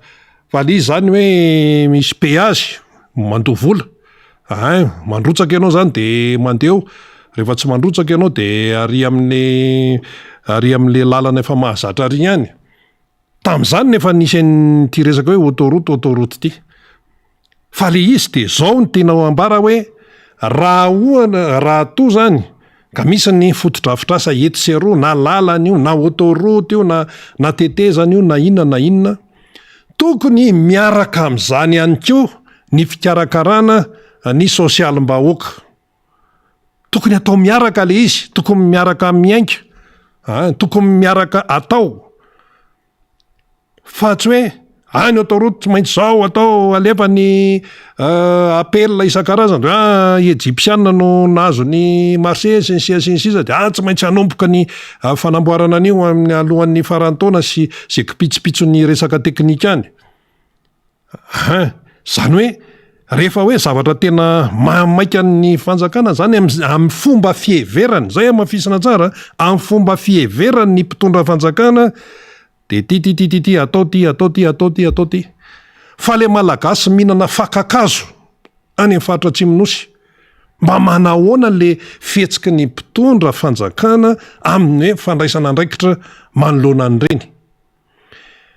le resaka tenenina teo hoe fanafiana etsy manahoana le atao hoe fihetsehan'ny fanjakana manoloana an'ireny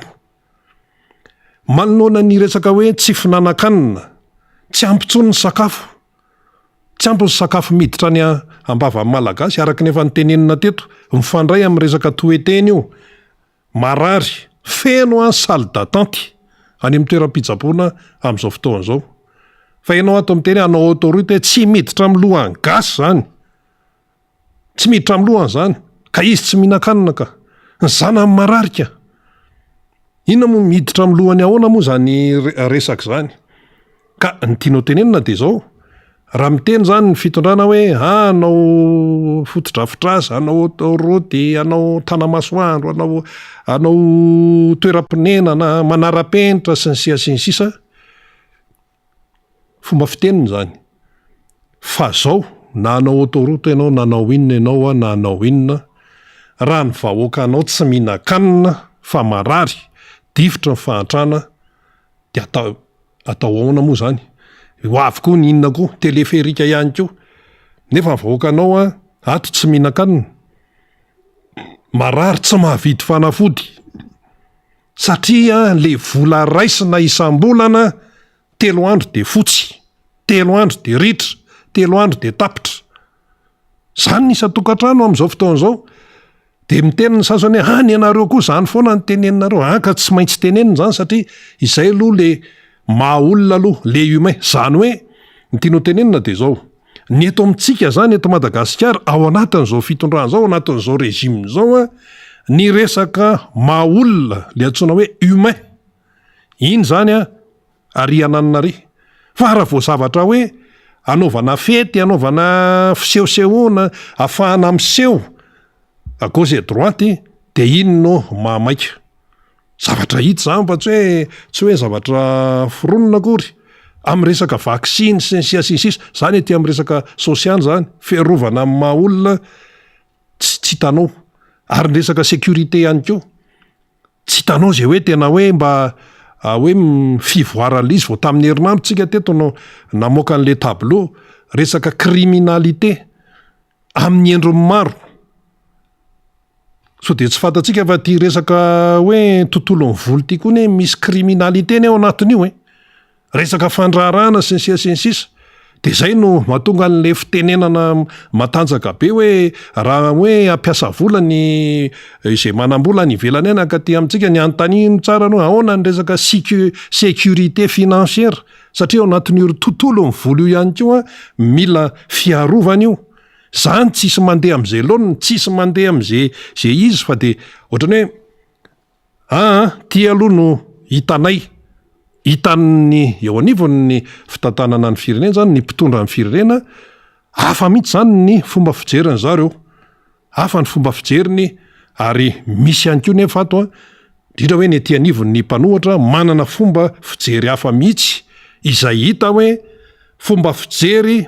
tena mijery tsara ary mifanitsy tsara amin'ny zavatra tena iainan'ny vahoaka malagasy ny aty amin'ny mpanohatra no hoe tena mahita an'izay fomba fijery hoe tena hoe izao ny tena marary ny malagasy fa ny eo anivony ny mpitondra dia zavatra hafa ny endry zareo ny fomba hitany azy zavatra hafa maso hafa zay maso hafa no ijereny ny fomba hitantanana n'ilay firenena tsy misy ny teny mihitsy teo hoe tsy ilaina ny fotodrafitrasa tsisy ny teny zany fotodrafitrasa ilaina fa ahoana le resaka mahaolona ahoana le resaka olombelona zay zany mba tiana ho tenenina ao anatin'le izy ho atao zany ny autorité atao ty zavatra rehetrarehetra ty fa le olona ato tsy mihinan-kanina le olona ato mbola manao fitakiana foana ny zony be de be zay ny takizo zay resaka mahaolona zany resaka hoe humain zany mbola betsaka no mitaky hatrany amin'ny resaka tontolo ny fambolena vanila zao teo ndresahana ndray ay zany ty resaka vaniliny ty mbola mifanjevo be tsy vitany hoe fipasipasohana etseroa amina resaka communication isan-karazany fa ay zany ny tena any apotony any tsy mbola milamina mihitsy le tontolon'io resaka io matoa misy mimenimenina sy mimenimenina ary ny mpianatra malagasy any velany any ny mpianatra malagasy teratany malagasy amin'ny resaka bourse vatsym-pianarana mbola enona fitarainana foana hatramin'izao tsy hivao no nahenona an'izany fa efa ela de mbola tsy voavaha foana nefa ianao tsy manao autorité mahita fomba ianao hitadiavana vola na amina partenaire na amina inona anaovana autoroute fa tsy mahita fomba ianao hitadiavana vola hitadiavana inona amin'ny resaka ain'ny malagasy kiza nandeha amin'ny autoroute raha ohatra ny vahoakanao ato fadiranovana tsy mihinan-kanina ny karamany 3 andro de tapitra bokatrosa foana fa nadiadiana no nahafantarana an'izany ary tena marina mihitsy amin'izao fotoan'izao le hoe tsy misy tsony ny klasy moyenne eto Madagasikara professeur Ralson Roger mbola namana mahafeny zany paitoekareny reny mpanao politika reny mpandinika sosialy reny fa eo amin'le klasy moyenne zany tena efa tsy tazana tsony ny aty amin'ny antsona hoe ny tontolon'ny resaka servisy, resaka tanàn-dehibe sy ny sisa ano mamaika ny sasany. Fa le aty amin'le tontolo fototra, aty amin'ny fambolena, tontolo ambanivohitra, tsy misy presa. Maninona zao raha amboary no barazany tabara io, efa nisy resaka hoe atao io sisa vao tamin'ny asa tapabolana zay nisy namana avany miresaka teto hoe io ane tena lakleanay fampandrosoana ny faritra misy anay le resaka tabara ohatra anankiray fotsiny zany fa tsy amboarina le izy. Mahita partenaire anao anaovana autoroute ko tsy mahita partenaire anao anamboarana ny barazy any aloatra sy ny any faritra tsy miretraretrany. Nefa zany barazy zany ano iakina ny aimbahoaka, iakina ny fambolem-bary sy ny sisa de zao de mbola nafatra vary foana. Inona ihany ty vary afarany ty? Sa ve ny gasy terena kolaka atao hoe ovanandreo hoe paty no atao foto-tsakafon'ny malagasy. Satria rehefa tsisy tsony ny vary de hoe tsy ampy ny vary de lasa any amin'ny paty. Tsy mipaty ny foto-tsakafon'ny malagasy fa ny vary. Ary raha ohatra hoe am'izao taona 2024 zao mbola tsy voava foana ny resaka vary tsy avy amin'ny vahoaka zany. So de ray hiteny hoe kamony gasy tsy miasy zatra toloram-potsiny tsy izay. Ny malagasy tompoko tsy kamo zany. Fa ny malagasy tena mazoto izy. Fa tsy afa manoatra izy noho le zavatra iainany. Na mazoto ary izy. Kanefa tafian'ny dalo, tafian'ny mpangalatra. Hidina ataonao lasa izy mitsoka mankaty Antananarivo. De jerevo ny 4 millions ambany tonelina Béori ao ambany tetezana.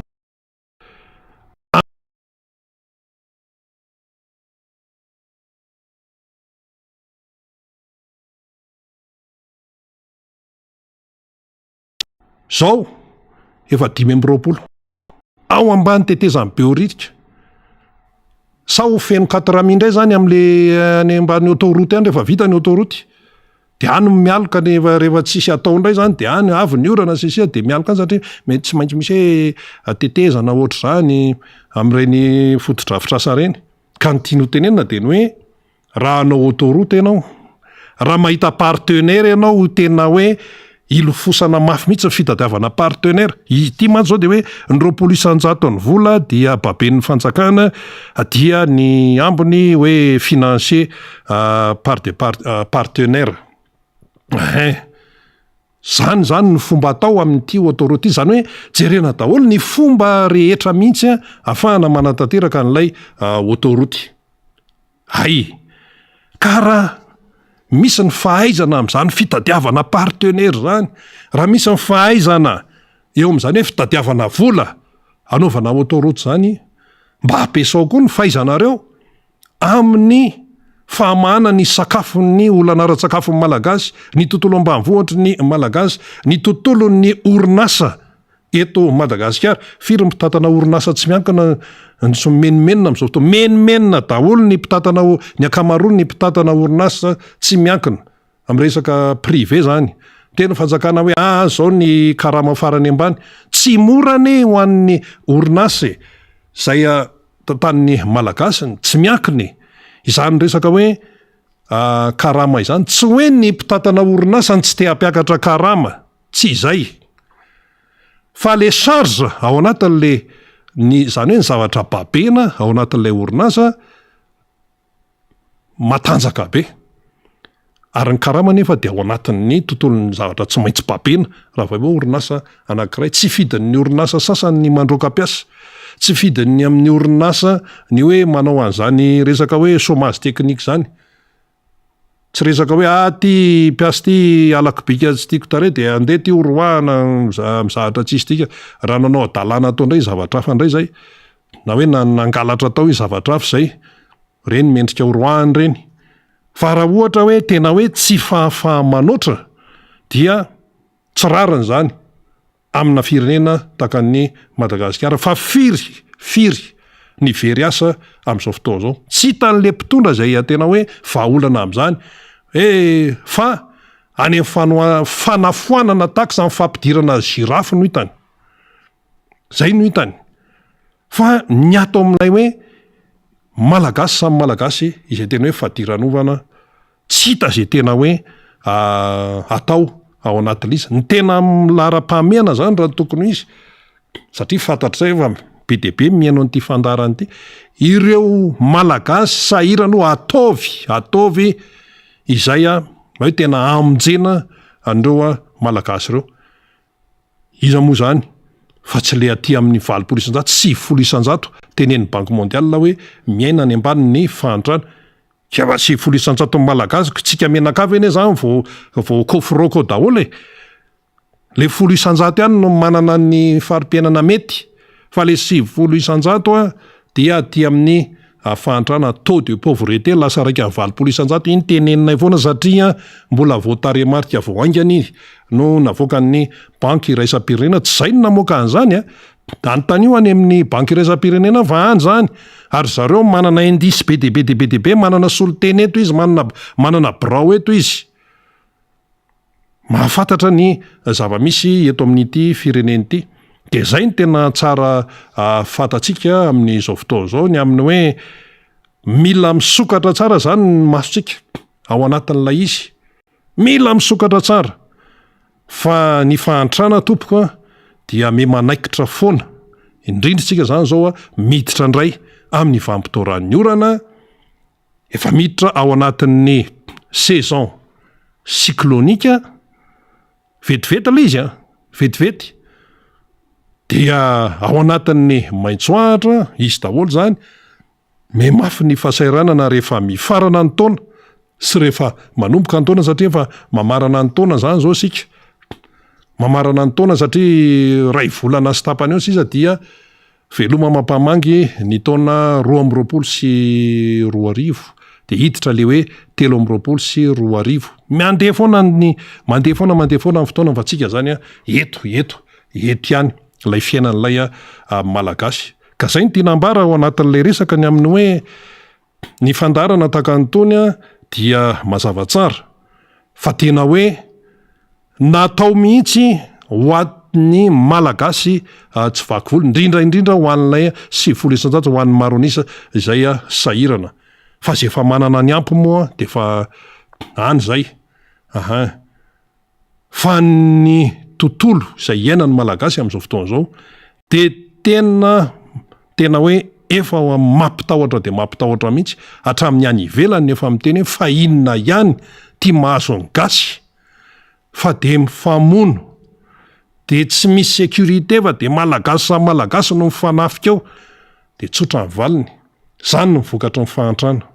zany no mivokatry ny tsy fahaizana mitantana ilay malagasy samy malagasy. Iza moa no manafika an'le casse-point tenen'ny Rafaniry teo? Iza manafika an'le casse-point? Malagasy ihany no manafika. De iza ny tafiana? Malagasy ihany no voatafika ao anatin'le izy. De samy malagasy zany no mifamely eto ao anatin'izay raha izaika dia hoy ny tenintsika hoe mila manaraka tsara mihitsy isika,